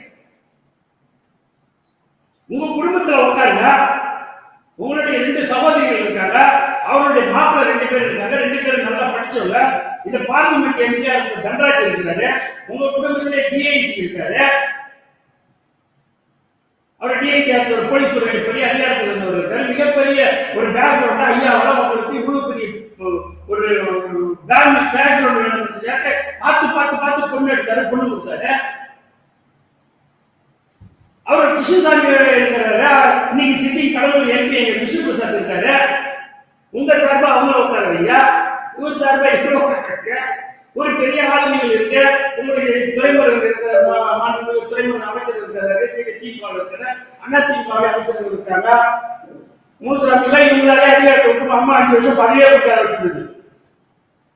அவர் ஏதோ ஒரு வார்த்தை சொல்றாரு, நான் வெற்றி பெறுவதோட என் சமூக வெற்றி பெறணும், அதான் என்ன நல்லதுன்னு சொல்லி சும்மா அரசியல் ரீதியா போக பிரச்சாரத்துல போக சொல்லிட்டு 2 பேரும் எதிராக சந்திச்சுட்டு போகுது. அதனால 5 வருஷம் அவருக்கு பதவியே கிடையாது, அமைச்சரே கிடையாது. இப்படி எல்லாம் பட்ட தலைவர்கள் இருக்கிறாங்களா இல்லையா? இவர்களை எல்லாம் சிவி சண்முகம் அவரோட பற்றி நெருக்கமா இருக்கீங்க. அவருக்கு வச்சு இதுல யாருமே நீங்க வந்து அரசியல் இவங்க சொல்றபடி திமுக அவங்களால நம்ம சமூகத்தினுடைய தலைவர்கள் இருக்கிறாங்களா இல்லையா? நீங்க சமுதாயத்தை தானே முன்னின்று அரசியல் பண்றீங்க. இவர்கள் எல்லாம் ஒருங்கிணைத்து ஜெகத் இருந்தாரு, அவங்க தலைவர் கூட பேசலாம்ல. நீங்க பிஜேபி இருந்து வந்து ஆளை வச்சு பேச வைக்கிறீங்க. நீ கோடி கோடியா பணம், நீங்க மாநாடு நடத்துவதற்கு கோடி கோடியா பணம் கொடுப்பதற்கும் பணம் வாங்குறதுக்கு உங்களுக்கு நிதி வாங்குறதுக்கு ஏதாவது பிரச்சனைனா உங்களை காவந்து பண்ணிக்கிறதுக்கு மட்டும் இந்த சமூகத்தை பயன்படுத்துறீங்களா இல்லையா? அந்த சமூகத்தோட தலைவர்களை நாடுங்களா இல்லையா? அப்படி போய் நிதி வாங்க சொல்லுங்க. இந்த மாநாடு மகாபலிபுரம் மாநாட்டுல எல்லா வன்னிய தலைவர்களுக்கும் போய் நிதி வாங்கிருக்கீங்க. அதுக்கெல்லாம் அவங்க வந்து கொடுக்குறாங்க. ஏதோ ஒரு இன்ஜின் போட்டு நம்ம கட்சி நம்ம இருக்காங்க, ஏதோ பண்றது சொல்றாங்கன்னு சொல்லி எல்லாரும் உதவி பண்றாங்களா இல்லையா? அது ஐயா வந்து ஓப்பனா என்னன்னா, ஐயாவுடைய கிராமப்புறத்துல இன்னைக்கு கோயில் குளங்களுக்கு ஆயிரக்கணக்கான ஏக்கர் சொத்துக்களை இதே மாதிரி அப்பா மகனை கூட பிரச்சனை வச்சிருந்தா, அப்பாவா இருக்கின்றவர்கள் மகன் செய்கின்ற செயல்பாடுகள் பிடிக்கல, திருப்தியா இல்ல, குடும்பத்தை காமது பண்ணல, தான் துருப்படி கேட்கல, நல்ல விவசாயம் பண்ணல, உதாரணமாக இருக்கிறார்கள் என்று சொன்னால் அந்த நிலத்தை கோயிலுக்கு எழுதி வச்சு விட்டு அவர்கள் காசி ராமேஸ்வரன் என்று சொல்லி கடைசி இறுதி காலத்தை நடத்தி விடுவார்கள். எங்க ஐயா திறமை இல்லாத ஒரு பிள்ளைய இப்படியெல்லாம் நம்ம செஞ்ச வளர்த்தமே ஆளாக்கமே உழைக்க மாட்டாயா? என்ன கேட்கிறாரு? உழைக்க சொல்றேன். என்ன கேட்கிறாரு? உங்ககிட்ட என்ன கேட்கிறாரு? காலையில இருந்துச்சு அவர் எப்படி ஒரு பையில வச்சு கட்சி தொண்டர் டெய்லி ஒவ்வொருத்தங்க அத்தனை கிளைக்கு போனீங்க, எங்க போனீங்க, எடுத்து வச்சு வச்சு செய்வாரு. நீ கட்சி தலைவர் ஆக்கி வச்சுட்டு நான் தான் தலைவர், நான் தான் கட்சி, நான் தான் எல்லாம் சொல்லிட்டு இப்ப வந்து ஒரு கட்சி அடுத்த கட்டத்துக்கு நடத்தணுமா? அது அந்த ஆதங்கம் ஒரு பெற்றோர், நல்ல எல்லா பெற்றோர்களுக்கும் தன்னுடைய குழந்தை தனக்கு பிற்பாடு தன் குடும்பத்தை காப்பாற்றுவதா என்கின்ற கேள்வி இருக்கு.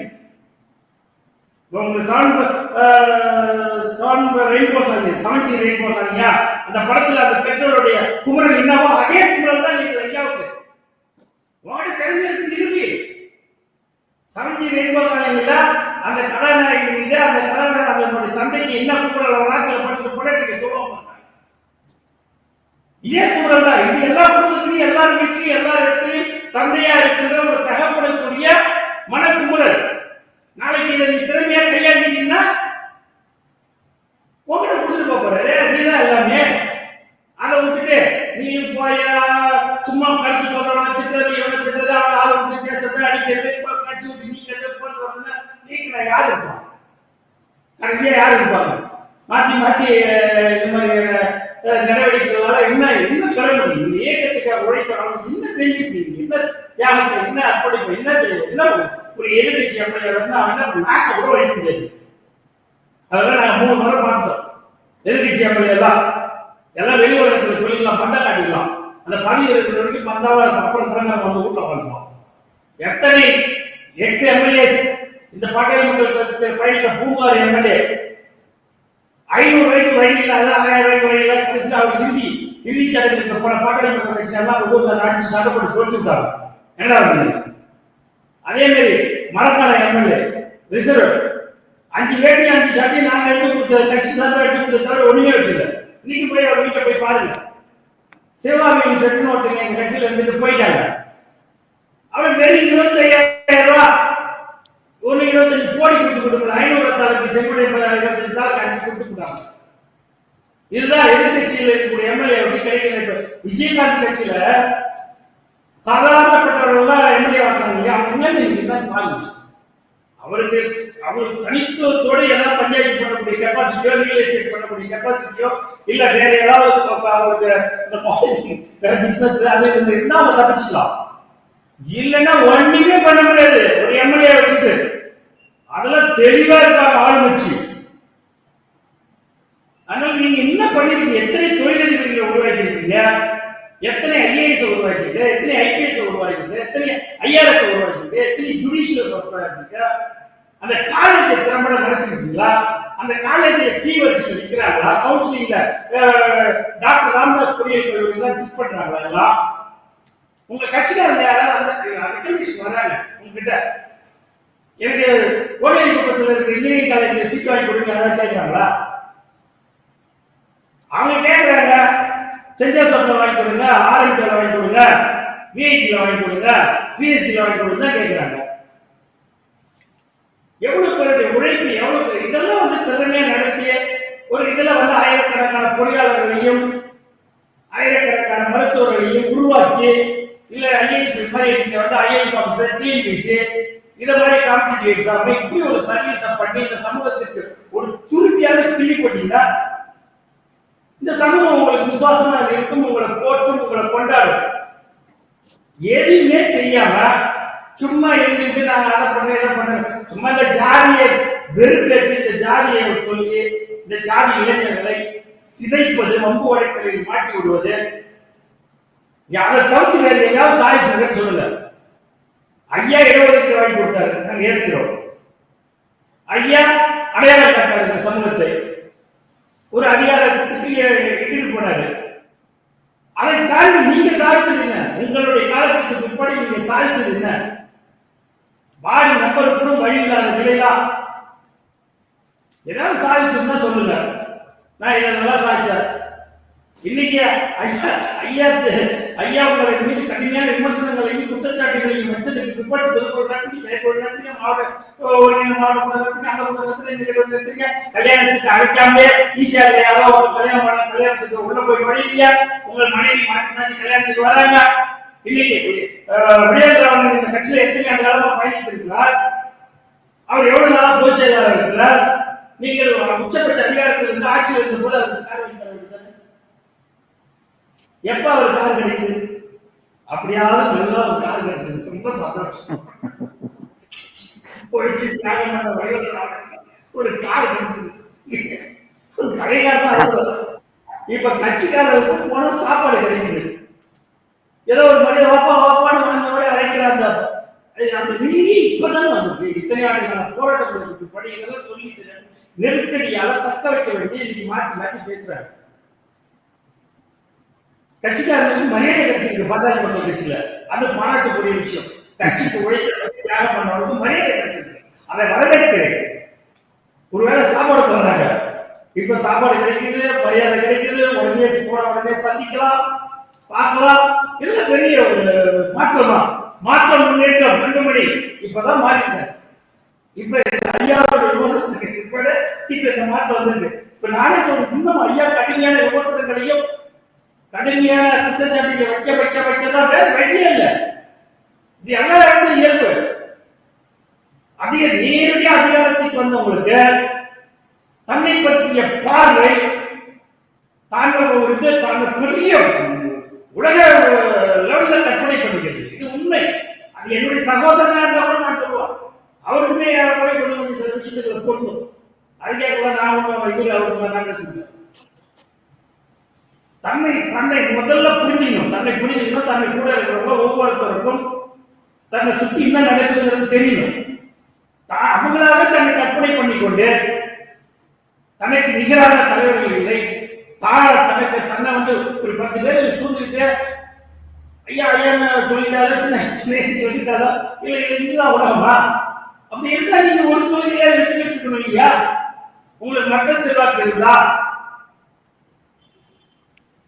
சொல்லுங்க பார்க்கலாம். அப்ப அது எதுவுமே கிடையாது, எல்லாத்தையும் எழுதிட்டே தான் வருங்க. நீங்க கடந்த 10 ஆண்டுகளா அரசியல் வரலாற்று தோல்வியை தவிர வேற எதையும் சந்திக்காத ஒரு இயக்கம் அது பாட்டாளி மக்கள் கட்சி தானே. இப்ப வெற்றி பெற்றிருந்தா வரவேற்கிறோம்ல. எங்களுக்கு கூட நாங்க கூட்டணி இருக்கிறோம், இருந்தாலும் ஒரு கட்சியில இருக்கிறோம் சொல்லக்கூடாது. சில விஷயங்கள் சொல்லக்கூடாது. தருமபுரி கவுண்டிங் என்ன என்ன என்ன எங்களை அறியாமலேயே எங்கேயாவது நல்லது நடந்ததாதா, மீண்டும் உயிர் கொடுத்துடக்கூடாதா, செத்து போன வச்சு முதுகில பார்ப்பாங்கல்ல, டாக்டர் படிச்சு பார்ப்பாங்கல்ல, எதுக்கு கிடைக்கும்? அப்ப வெளியில இருக்கிறவங்க உறவுக்காரங்க அவங்க அறியாம எப்படியாவது படிச்சு அந்த மாதிரி தர்மபுரியில வந்து ஒரு எதிர்பார்ப்பு இருந்திருக்கலாம். என்னை அறியாமலே எனக்கு ஏன் வந்தா எங்கள் வீட்டு மகாலட்சுமி, எனக்கு 5 மணி 1000 இருக்கு.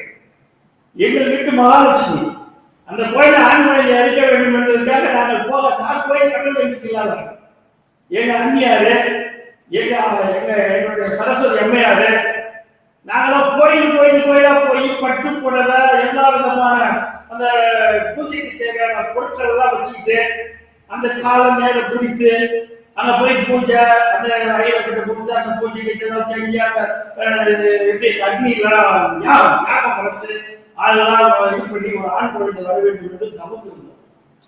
இப்படி தவம் இருந்து பெற்ற குழந்தைய போய் வீதி வீதியா, தெரு தெருவா, ஊர் ஊரா, தாண்டா, மாமா, அண்ணா, ஆயா, பாட்டி, அத்தை அப்படின்னு கும்பிட வச்சு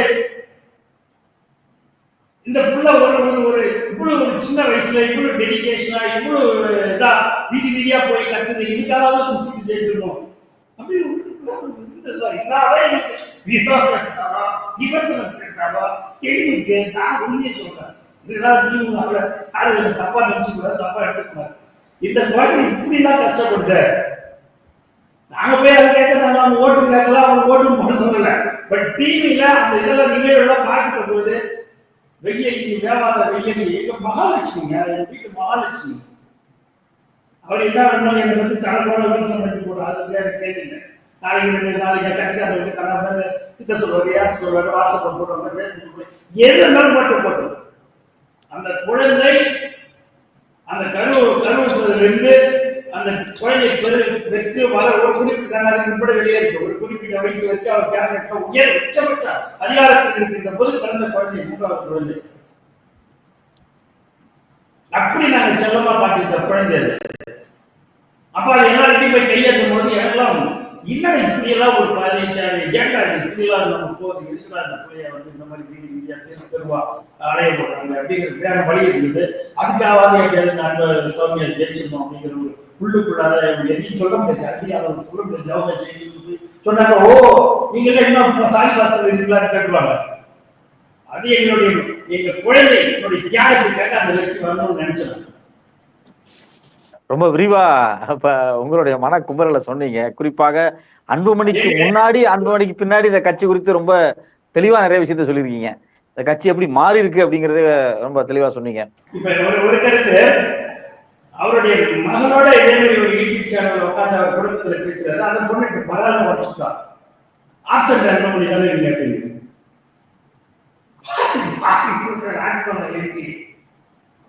ஒரு பார்லிமெண்ட்டுக்கே போகாத ஒரு எம்பி, அது எந்த எந்த கணக்கில் இருக்குது சொல்லுங்க? பார்லிமெண்ட் வரலாற்றுல ஒரே ஒரு வாய்ப்பு உங்களுக்கு கிடைச்சிருக்கு. பல்வேறுபட்ட நம்மளுடைய தமிழகத்துடைய உரிமை சார்ந்த விஷயங்கள் இருக்கு, எவ்வளவு விஷயங்கள் இருக்கு. நீங்க பேசலாம், நல்ல காரணத்துல அவங்க அப்பா அவங்க படிக்க வச்சிருக்காரு, மாநில படிச்சீங்க, உங்களுக்கு என்ன பிரச்சனை?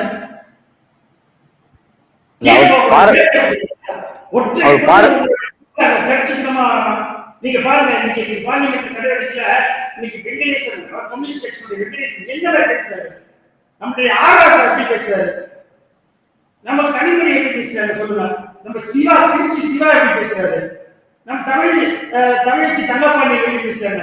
இந்த ஸ்பீச் எல்லாம் கேளுங்க. அப்ப நமக்கு என்ன வரும்? ஒரே ஒரு முறையில பேசுறாரு போட்டு ஏன் டெய்லி போய் உட்காந்து எல்லா அவங்க கொஸ்டின் ரைஸ் பண்ண வேண்டியதானே? கேட்டு உங்களுடைய கட்சியை வலுப்படுத்துறதுக்கான அனைத்து வாய்ப்பையும் உருவாக்கி நீ தமிழ் இந்தியா முழுக்க அன்புமணினா யார் கொண்டு வருவாங்க. அப்ப இதெல்லாம் தவறு விட்டுட்டு இங்க சும்மா அப்பா கிட்ட உட்காந்து அவரே வயசானவர்கிட்ட உட்காந்துட்டு நீங்க வந்து ரொம்ப பண்ணிட்டு இருந்தா என்ன அர்த்தம்? உன்னை வளர்த்து ஆளாக்கி உனக்கு எல்லாம் பதவியும் கொடுத்து உனக்கு கட்சியோட தலைவராக்கி உன்னை அழகு பார்த்தவர்களுக்கு வந்து நீங்க போட்டிட்டு அவரை பற்றி விமர்சனங்கள், கடுமையான விமர்சனங்களை பொதுவெளியில் வைப்பது எந்த விதத்துல அவர் 1000 விமர்சனம் வைக்கிறாங்க, நீங்க வைக்கலாமா? இதெல்லாம் பார்த்துட்டு எங்களால சும்மா இருக்க முடியாது. நாங்கள் அவரை எட்ட வச்சு அவர் மனப்பொருளை வச்சு நாங்கள் அரசியல் பண்றோம். நாங்க அவரை முழுமையா ஏற்றுக்கொண்டோம். நாங்கள் ஏகலைவன் போல, எப்படி ஏகலைவன் தன்னுடைய குருவை பார்த்து அவர் சப்த கலைகளை கற்றுக்கொண்டாலும் அதே மாதிரி நாங்க மருத்துவர் ராமதாஸை வைத்துதான் எங்களுடைய அரசியல். நாங்கள் அதுக்கேற்ற எங்களுக்கு பயிரணும், நாங்க திறந்திருக்கோம். நான் என் நிலத்தை பூரா நீங்க பசுமை காலா மாற்றி வச்சிருக்க, அவரை போல ஒரு தோட்டம் வச்சிருக்க, அவர் அளவுக்கு அடிப்படும் ஒரு சும்மாவது அவருடைய முக்கிய அடியை நான் எல்லா வகையும் நாங்கள் கடுமையாக அவர் காம்ப்ரமைஸ் பண்ணிட்டு அனைத்து விஷயங்கள் அவர் என்ன பணியை மேற்கொண்டு அதை விட்டுட்டு போனாரோ, இன்னைக்கு பிற்படுத்தப்பட்ட மக்களும் தாழ்த்தப்பட்ட மக்களும் ஒன்றிணைந்து வேண்டும் என்பதற்காக நாங்கள் கடுமையா போராடிட்டு இருக்கோம். அந்த இளைஞர்கள்ட்ட நாங்க வந்து ஊடுருவிட்டு இருக்கோம். இதுதான் இந்த சமூகத்தில் தமிழகத்தினுடைய ஒரு வெற்றியை பெற முடியும். அரசியல் அதிகாரத்தை இருவரும் சமூகம் ஒன்றிணைந்தால் தான் பெற முடியும் என்ற ஒற்றை மையமாக வைத்துக் கொண்டு நாங்கள் வந்து திருமாவளவோடு அவருடைய தோழர்களோடு சமூகம், வஞ்சிக்கப்பட்ட சமூகம், பாதிக்கப்பட்ட சமூகம், பிற்படுத்தப்பட்ட அனைத்து சமூக மக்களையும் தமிழ் தேசியத்துக்குள்ள ஒருங்கிணைக்க பார்க்கிறோம். இதெல்லாம் எங்கிருந்து வந்தது எங்களுக்கு? ஏன் எங்களுக்கு வரல? ஐயாவை போய் அவங்க பார்க்கறாங்க, அதை விமர்சனம் பண்றீங்க. வரவேற்கிறதா விமர்சனம் செய்யணும். சொல்லுங்க. அரசியல் என்பது ஆயிரம் நாளைக்கு அதிகாரம் அரசியல் வேற. இப்ப கலைஞர் ஏற்கனவே இருக்கக்கூடிய எதிர்கட்சி தலைவரோட ஒருத்தவங்க பார்த்துக்கியா? ஐயா இது பெரியார் வெளியில வந்த அண்ணா பெரியார் தலைவராக தானே கட்சி வளர்த்து நடத்தினாரு. கண்ணீர் துணி என்று பெரியார் கடுமையான விமர்சனம் பண்ணாரா இல்லையா? கடுமையான குற்றச்சாட்டுகளை வைத்து, கடுமையான விமர்சனங்களை வைத்து, எதிரியோடு சேர்ந்துக்கிட்டு இந்த திராவிட முன்னேற்ற கழகத்தை அண்ணாவையும் ஒழிக்கணும் சொல்லி பெரியார் கட்டளை இருக்காரு. ஆனா ஆட்சி அதிகாரத்தை போய் யாருக்கு அர்ப்பணிக்கிறேன்னு சொன்னாரு. யார் ஜெயிச்சு இதான சித்தாந்த அரசியல், கருத்தியல் அரசியல். அதனால திராவிட முன்னேற்ற கழகம் இன்றும் யாராலும் வீழ்த்த முடியாத ஒரு இயக்கமாக இன்னைக்கு இருக்கு. எத்தனை வலதுசாரிகள் வந்த போதும், வலதுசாரி சிந்தனைகள் தலைக்க வேண்டிய போதும் இன்னைக்கு தமிழகத்துல யாராலையும் காலம் முடியவில்லை, உள்ள நுழைய முடியல அப்படின்னு சொன்னாங்க. அதுக்கு காரணம் சித்தாந்தம், கருத்தியல், கொண்ட கொள்கை, சமூக நீதி மேல் இருக்கக்கூடிய பிடிப்பு, பற்று. இதுதான காரணம். இங்க ஒண்ணுமே இல்லை. ஐயாவுடைய கொள்கை அத்தனையும் போயிடுச்சு, எல்லா காத்துல போயிடுச்சு. அவர் கொண்டு வந்த சமூக நீதி போயிடுச்சு. அவர் கொண்டு வந்த ஒருதாய் மக்கள் சமத்துவம், சகோதரத்துவம், ஏற்றத்தாழ்வு இல்லாத, கடன் இல்லாத வாழ்க்கை, நஞ்சு இல்லாத உணவு. சும்மா மைக்கில் மட்டும் எங்க எங்கேயோ கூட்ட பேசினா மட்டும் போதாது. ஃபீல்டில் இறங்கி இன்னைக்கு ஒரு இளைஞன் சமூக ஊடகத்தில் பார்க்கிறோம். இன்னைக்கு ஒரு இளைஞனால ஒரு காட்டை உருவாக்க முடியுது. ஏரி குளங்களை தூர்வாரி நீர்நிலைகளை, நீராதாரங்களை மேன்மைப்படுத்த முடியுது. பார்க்கல ஒரு தனிப்பட்ட ஒரு இளைஞர்களால. நீங்க பெரிய இயக்கம் வச்சிருக்கீங்க, என்ஜிஓ வச்சிருக்கீங்க, உலகம் முழுக்க அந்த என்ஜிஓ போய் பேசுறீங்க. எத்தனை ஏரி குளங்களை சும்மா பேருக்கு போய் போட்டா போஸ்ட் கொடுத்துட்டு வரக்கூடாது. சொல்லுவாங்க ஏரி குளங்களை தூர்வாருன்னு. உண்மையாக ஏரி குளங்களை தூர்வாரி அங்க நிலத்தடி நீரை பாதுகாத்து, வனங்களை, காடுகளை உருவாக்கி அந்த இளைஞர்களுக்கு அதை சொல்லிக் கொடுக்கணும். எங்களுக்கெல்லாம் ஐயா அப்படிதான் சொல்லிக் கொடுத்தாரு. எங்களை உருவாக்குற போது இப்படிதான் சொல்லிக் கொடுத்தாரு. இதெல்லாம் செய்யுங்க. ஊருக்கு லைப்ரரி இருக்கு, படிப்பகம், ஊருதோறும் படிப்பகம் திறக்க வேண்டும். நாங்க இந்த கட்சி விட்டு வந்து 14 வருஷம் ஆயிடுச்சு. எத்தனை படிப்பகம் திறந்துருக்கீங்க? சீருடை பணியாளர் தேர்வாணையத்துக்கு இலவச பயிற்சி கொடுத்து உருவாக்கணும் சொன்னீங்க. எத்தனை பேர் உருவாக்கிருக்கீங்க? பட்டியல் இல்ல. எத்தனை பேருக்கு வேலை வாய்ப்பு உருவாக்கி கொடுத்தோம்? எத்தனை பேரை தொழிலை உருவாக்கணும்? பண்ணி இளைஞர்களுக்கு என்ன செஞ்சீங்க? எவனா கஷ்டப்பட்டு அவன் சொத்தை விட்டு, நிலத்தை விட்டு, 38 திருவானை விட்டு, அவன் ரத்தத்தையும் வேர்வையும் சிந்தி உருவாக்கி இருப்பாங்க. அதற்கு இந்த இடஒதுக்கீடு ஒரு விதத்தில் பயன்படுத்தப்பட்டிருக்கோம். அந்த இடஒதுக்கீடு பலனை அனுபவித்திருப்பார்கள். அது ஓப்பன் கோட்டாவே வந்துருக்கிறாங்க. உங்களால் உருவாக்கப்பட்டது யாரு? ஒரு விருதை நாம் நீட்டி குற்றம் சாட்டுகின்ற போது 4 விரல்கள் நம்மை நோக்கி இருக்கு இல்லையா? நீங்க திமுகவை ஒட்டி கொண்டு வரியா? வேலைக்காம பார்க்கலாமா? இதோட ஒரு பெரிய விஷயம். எங்களுடைய ஐயா மருத்துவர் அவர்கள் கடந்த காலத்தில் என்னுடைய கலைஞர் சவால் விட்டு, என்னுடைய மகனை அனுப்புகிறேன், உன்னுடைய மகனை அனுப்பு, விவாதிக்க சொல்லு. நான் நல்ல பிள்ளையை பெற்று வச்சிருக்கேன் மாறுதட்டினார். அந்த தந்தை தாங்க உங்க 2 பிள்ளையை அனுப்பு. என் மகன் நான் நல்ல பிள்ளையை பெற்று வச்சிருக்கா, அறிவார்ந்த பிள்ளையை பெற்று வச்சிருக்கா அப்படின்னு மாறுதட்டாரா இல்லையா? பேசினாரா இல்லையா? ஊடகத்தில் செய்தி வந்ததா இல்லையா? பத்திரிகைகள்ல பேசப்பட்டதா இல்லையா? ஒரு நாட்டுடைய 5 ஆண்டு காலம் முதல்வராக இருந்த முதுபெரும் தலைவரை, இந்தியாவுடைய ஆட்சியாளர், பிரைம் மினிஸ்டர் தேர்வு செய்கின்ற நிலையில் இருந்தவர், தமிழக உலகத்தில் வாழ்கின்ற தமிழர்களெல்லாம் உயர்ந்து பார்க்கின்ற ஒரு தலைவரை சேலஞ்ச் பண்ணாங்க. அவருக்கு எவ்வளவு பெரிய அவமானம். இன்னைக்கு என்ன சொல்றாரு? கலைஞரை போல் கலைஞர் ஸ்டாலினை பார்த்து நினைக்க உயிரை கொடுத்தாரு. அப்பாவுடைய கொள்கையை, லட்சியத்தை, கனவை சவால் விட்டாருங்க. நிறைவேற்றமா வேணாமா? எது நிறைவேற்றுங்க? ஏன் விமர்சனம்லாம் கிடையாது. நான் அன்புமணிக்காக பேசுறேன்.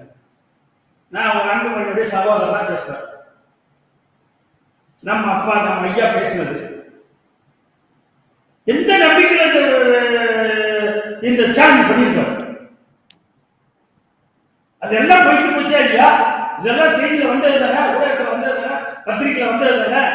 அப்ப அதுக்காக உங்களை நீங்கள் எந்த விதத்துல தயார்படுத்திட்டீங்க, உருவாக்கிட்டீங்க? இன்னைக்கு அவங்க சாய்ச்சி காட்டுறாங்களா இல்லையா?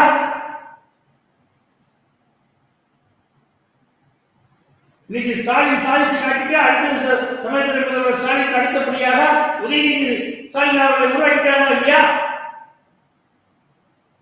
இப்ப வேற திமுகவோட இந்த நீதிக்கு பொறுப்பு கொடுக்க போறாங்கன்னு பத்திரிகை உலகத்துல செய்தி உலாவுது. அது உண்மையா பொய்யா?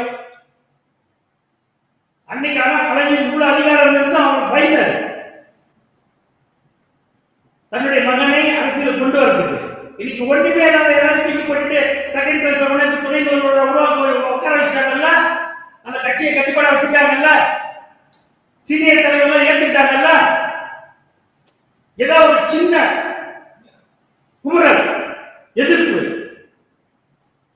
யாராவது புறக்கணிக்க முடியுதா? புறக்கணிச்சுட்டாங்களா? அந்த பதவியேற்ப எவ்வளவு கட்டுப்பாடா கொண்டு போறாங்க. நம்ம வெளியே சொல்றத அது மாறிச்சாச்சு, அந்த கட்சியில இருக்க இப்படி ஐயாவுடைய எண்ணத்தை, அவருடைய கனவை எல்லாவற்றையும் சிதைத்து விட்டார். எல்லாத்தையும் சிதைச்சிட்டு இன்னைக்கு ஒண்ணு இல்லாத இன்னைக்கு எல்லா விதமான விமர்சனங்களையும் இந்த வயசுல தாங்கிக்கிட்டு உள்வாங்கிக்கிட்டு வேதனையோடு உள்ள குமுறலோடு இதுக்கு ஏதாவது மாற்ற என்ன செய்யலாம்?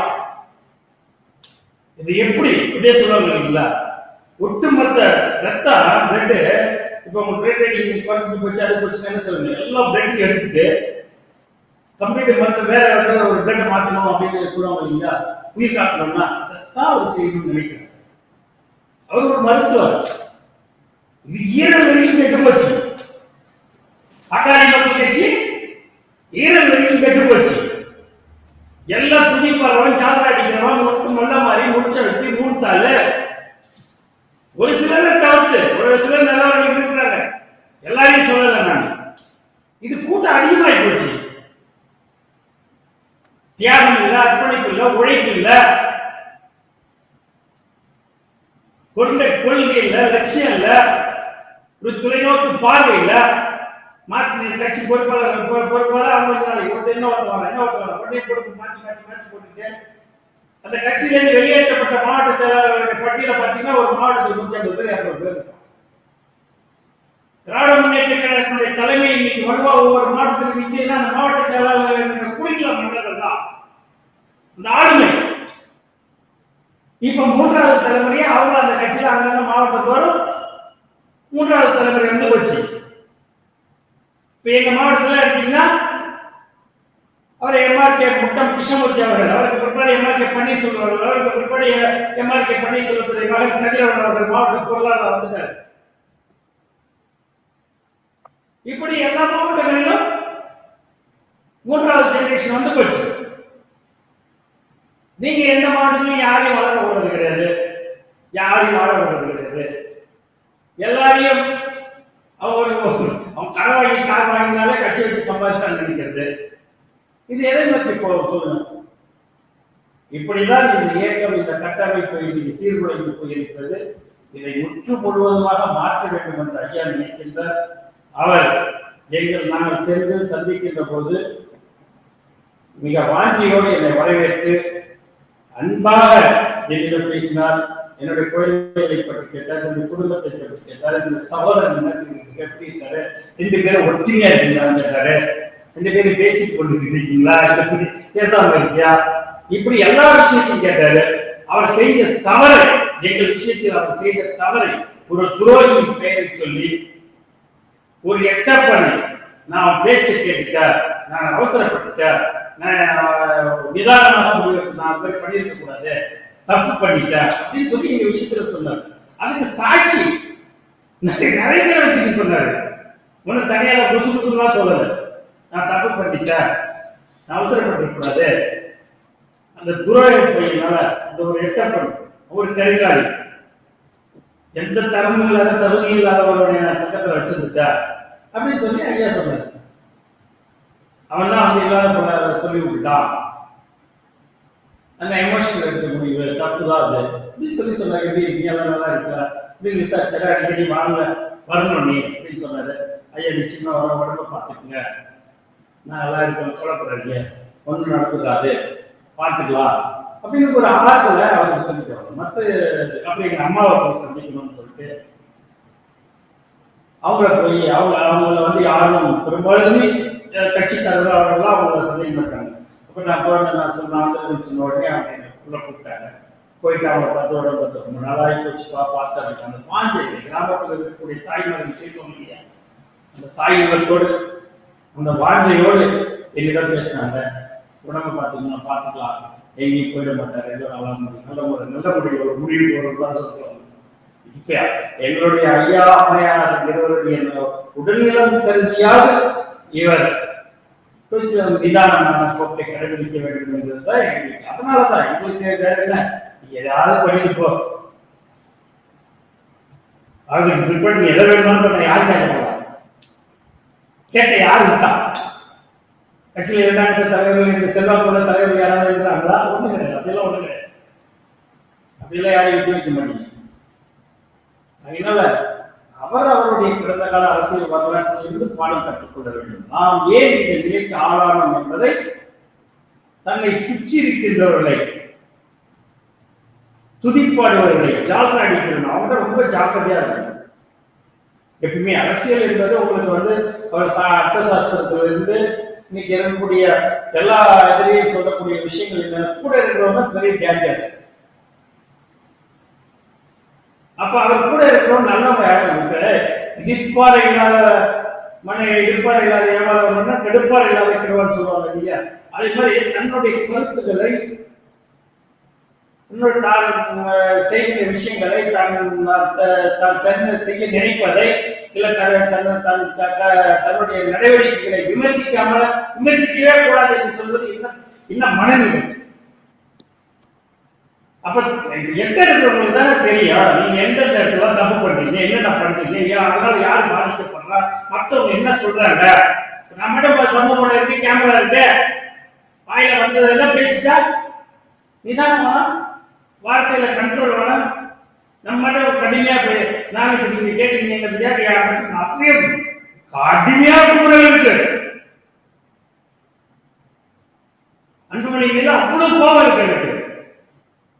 நான் மாட்டு வச்சு செய்யலாம், நாளைக்கு செஞ்சுட்டு நாளைக்கு அவருடைய ஏதாவது ஒரு சூழல்ல ஏதாவது ஒரு எதிர்காலத்துல சந்திக்கின்ற போது ஆரோக்கியமான விமர்சனங்களா இருக்க வேண்டும். தனி மனித விமர்சனங்கள் தான் இருக்குவாங்க, தவிர்க்கல. நிறைய விமர்சனங்கள் இருக்கு. பாட்டாளியின் தலைவர் வந்து பசிபிக் வாட்சில் போய் மீன் பிடிக்கிறத நான் பிஷிங் பண்ணாத பசிபிக் இல்லைன்னு சொல்லுவேன், வாட்சிலே இல்லைன்னு சொல்றேன்.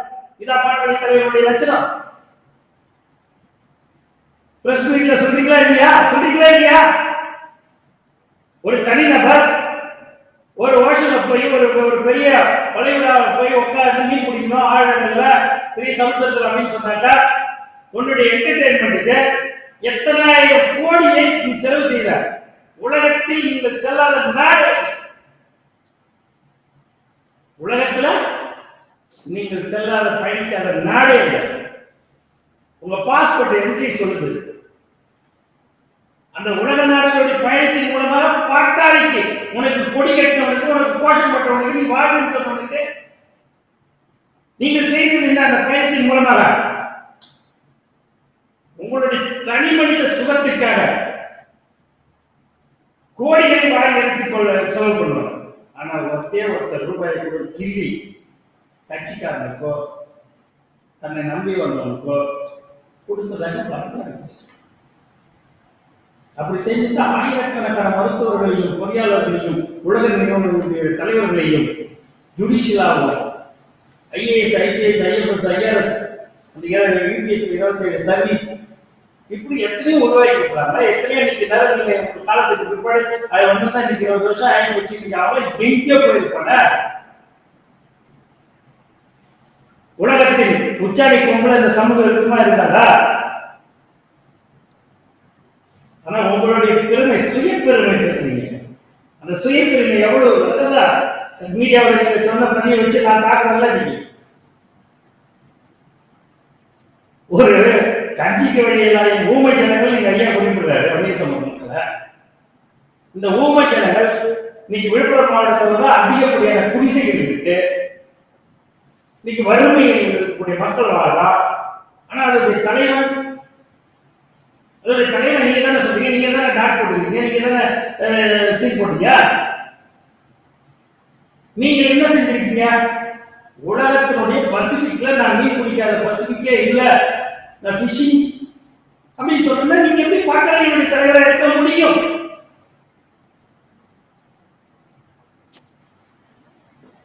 அப்போ உங்க தேவைக்கு, உங்களுடைய தனிமனித வாழ்விற்கு, உங்களுடைய வாழ்க்கை சுகபோகத்திற்கு எதை வேண்டுமானாலும் செய்து கொள்வீங்க. ஆனா அதுவே கட்சின்னு வந்துட்டாலோ இல்ல சங்கம் என்று வந்து விட்டாலோ என்ன செய்வீங்க? இப்படி நிறைய விமர்சனங்கள் இருக்குது. அதனால விமர்சனங்களை தவிர்க்க வேண்டும் என்று என்னால் கட்டுப்படுத்திக்க முடியல. அது 1-2 வந்துடுது. இதெல்லாம் அந்த அவரை கண்டிப்பாக இளைஞர்கள் யோசிக்க வேண்டும். ரொம்ப ரொம்ப விரிவான ஒரு இன்டர்வியூ. குறிப்பா அன்புமணியினுடைய கேரக்டர், அவருடைய அப்ரோச், ஒரு லீடர்ஷிப் ஸ்கில்லு, இது எதுலையுமே வந்து அவர் வந்து ஃபிட் ஆகல அப்படிங்கறத வந்து நீங்க வந்து வேற வேற லாங்குவேஜ்ல ரொம்ப கரெக்டா சொன்னீங்க. அது மட்டும் இல்லாம இதுல குறிப்பாக மருத்துவர் அவர்களுடைய தியாகம் என்ன, அவர் ஆரம்ப காலகட்டத்தில் கட்சியினுடைய சித்தாந்தத்தை எப்படி கொண்டு வந்தாரு, இந்த கட்சி அன்புமணிக்கு பிறகு சித்தாந்தம் இல்லாமல் எப்படி நகர்ந்து விட்டது, இதனால் இந்த மக்களுக்கு என்ன பாதிப்பு ஏற்படும், அன்புமணி வந்ததால் இந்த கட்சியில என்னென்ன நடந்திருக்கு அப்படிங்கிறது குறித்து ரொம்ப விரிவாவே இன்னைக்கு எங்கள்கிட்ட பகிர்ந்துக்கிட்டீங்க. வெகு விரைவில் ஒரு நேரடியான நேர்காணலையும் உங்களோடு நாங்கள் நடத்த விரும்புகிறோம். கண்டிப்பா சந்திப்போம். உங்களுடைய நேர்காணலுக்கு ரொம்ப ரொம்ப நன்றி தொடர்.